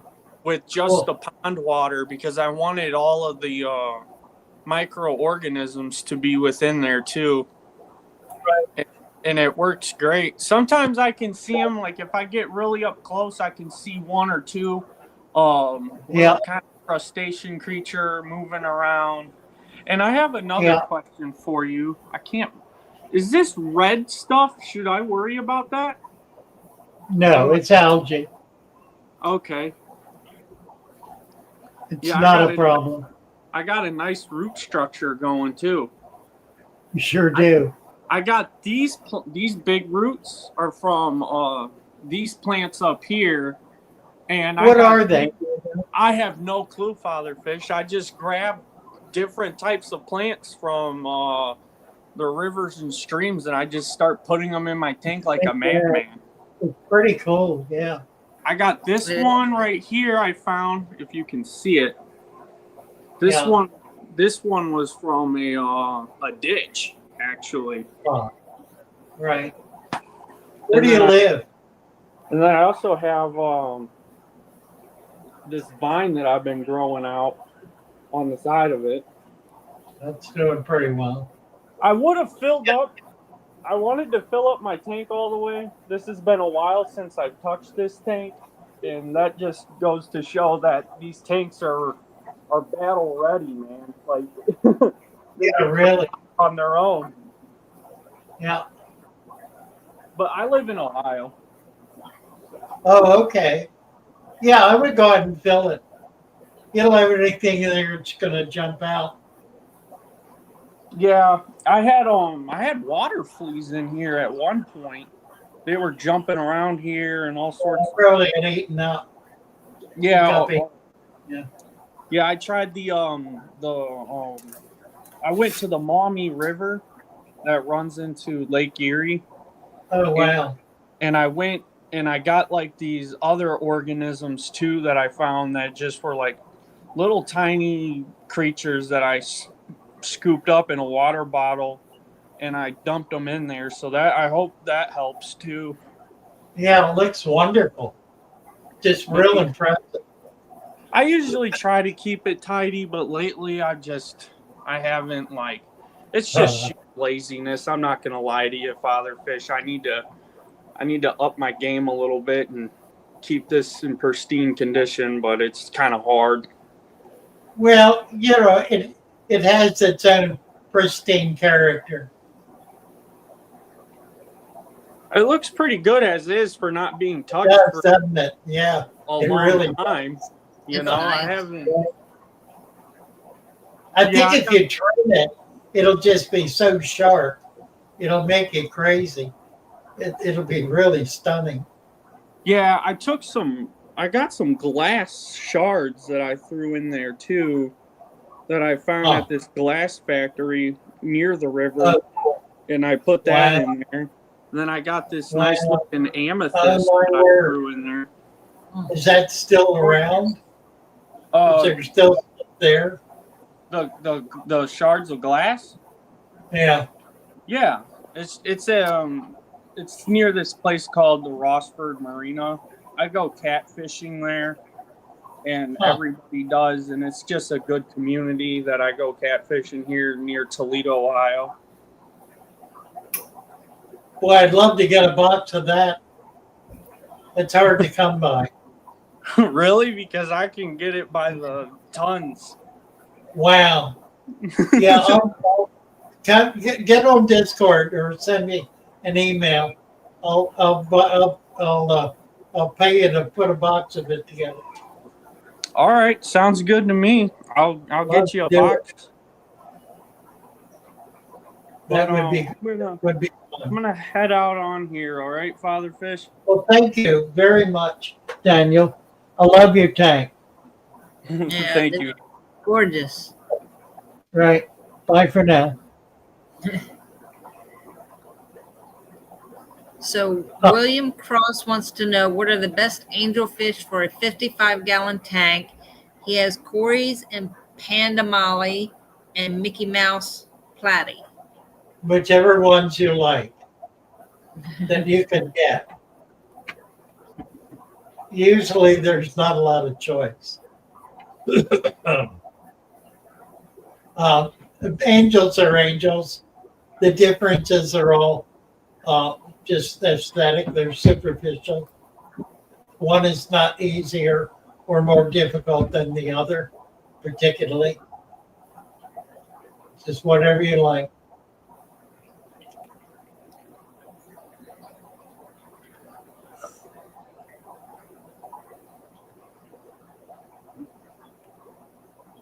Huh. Oh, Aqua Fasami. This is a brand new tank.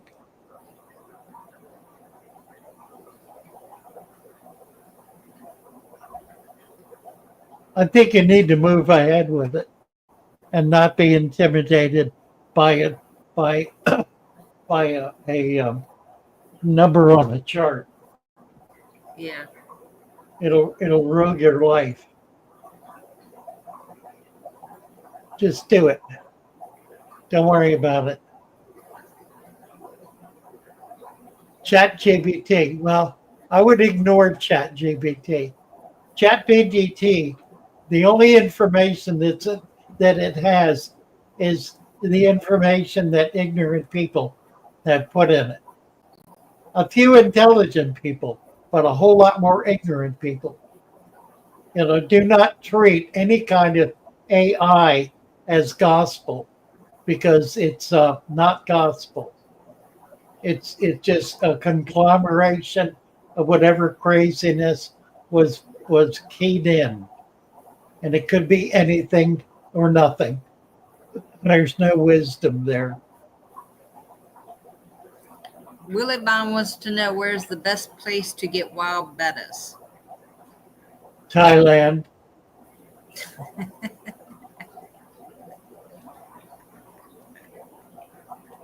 I don't know. There's a club in Seattle that a number of members have kept wild bettas for many years. They may be out of it by now. I mean, I knew them years ago, but that you might try to just key in Seattle Aquarium Society and try to talk to somebody there, see if they're still involved in that. They probably are. Anything on the West Coast, any of the importers are going to have access.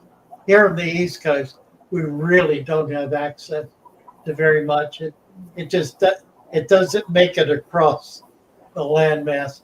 There's a lot that doesn't make it across the ocean. I mean, most of the really nice stuff that's collected or grown out in the Philippines and Thailand and so forth never makes it to California, never makes it to the States. The hobby there is so much bigger than it is here that the market just absorbs it all. So you need somebody who's in touch with an exporter, preferably in Thailand, who can get the stuff and ship it. But check out the Seattle Club. You may get a nice surprise.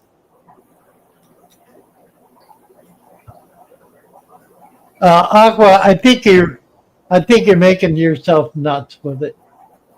Put that chart in a drawer and don't look at it again and don't test it again. Do a water change if you feel the need to. Get some plants in there, load it up with plants, and then put a couple of fish in it. Just do it. Just do it. Do it. Don't be panicked by numbers on a chart. That's all they are, is numbers on a chart. They mean nothing. Typically. There are exceptions, of course. If it says the pH is 5, then, I would trust that the pH is 5. And that could be a problem. But phosphates, nitrates, it's not worth the consideration. Kevin wants to know, do you have access to a different Cory species? A different what? Cory species. Oh, yeah, I do actually. I went through the list yesterday for my supplier.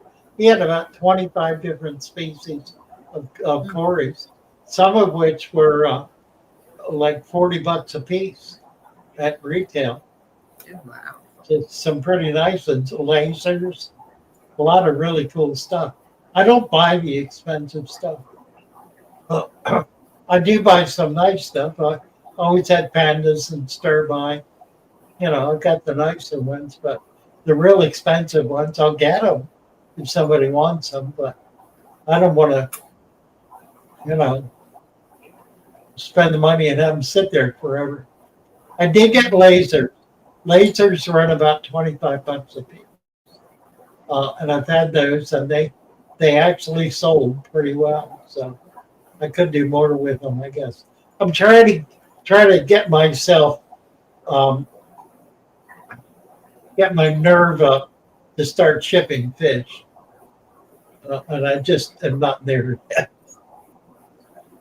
I think we are going to be able to do it, but we may get into the winter before we even start. We're kind of getting there now. Generally, shipping in cold weather, not freezing weather, but cooler weather is easier on the fish because the heat packs are pretty good, a lot better than ice. Ice doesn't hold up. The heat packs will hold up for 3 or 4 days. So I really want to do it. I just haven't got my Kevin stealing. He wants to know if he can pre-order and you get them, and he will drive to the shop to pick them up. Oh yeah, absolutely. Yeah, I don't know when I'm going to order. I'm getting we're getting a shipment in tomorrow. It'll be another couple of weeks. If you want to get back to me in about 2 weeks on a Monday, I'll go through the list with you and pick out some stuff you think you want, and we'll get them in. I'm happy to do that.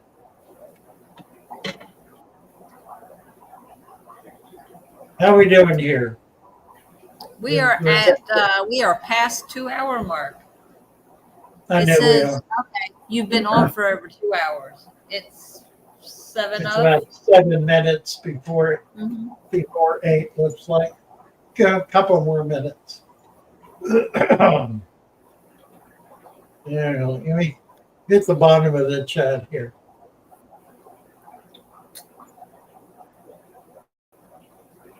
All right. Oh.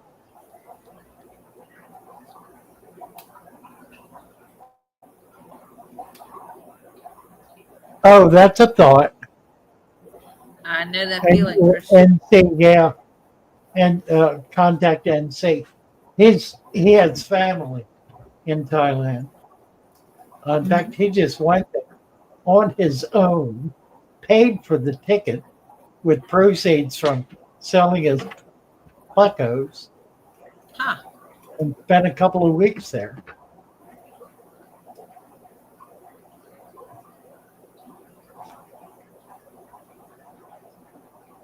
Let's Good night, see. Matthew.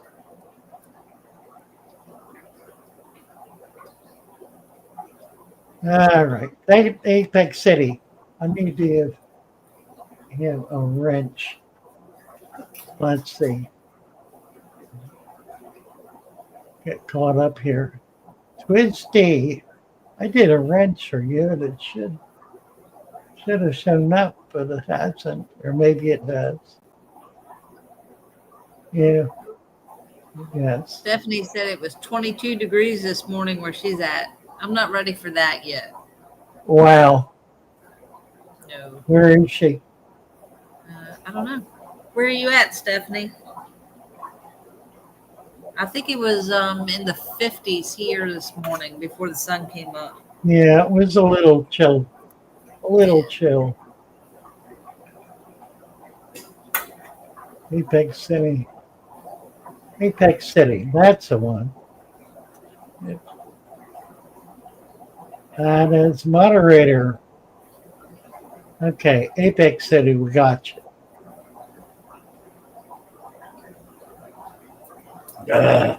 All right, I guess we're going to wind it up here. Like just as well. Oh. All right, guys. Love you all. Thanks for coming. Thank you, Brenda, for pitching in. We're going to all send positive thoughts and prayers and wishes for Dina getting better real quick. I need to get her in gear tomorrow. All right, what are we doing here? Somewhere I've got our theme song. Yeah, the song? Probably. Is it there? I don't know. Love my little fishes. We got it. Swim about their home. I love my little fishes as they swim about their home. When the sunlight shines upon them and their colors begin to glow, I am drawn into a world where my heart longs to go. I imagine scenes of beauty and feel the warmth of love. I love my little fishes as they swim about their home. I have traveled the world over, but never found a peace that comes from watching my fishes as they swim about their home. My heart is happy and I am content to sit and watch them swim.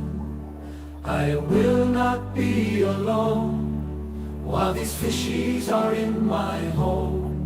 When the sunlight shines upon them and their colors begin to glow, I am drawn into a world where my heart longs to go. I imagine scenes of beauty and feel the warmth of love.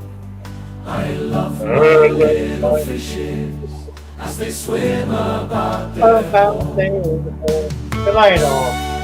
Love you all. Night. See you next week. Hope join Brenda and Dina Sunday evening at 6. I'll be there too.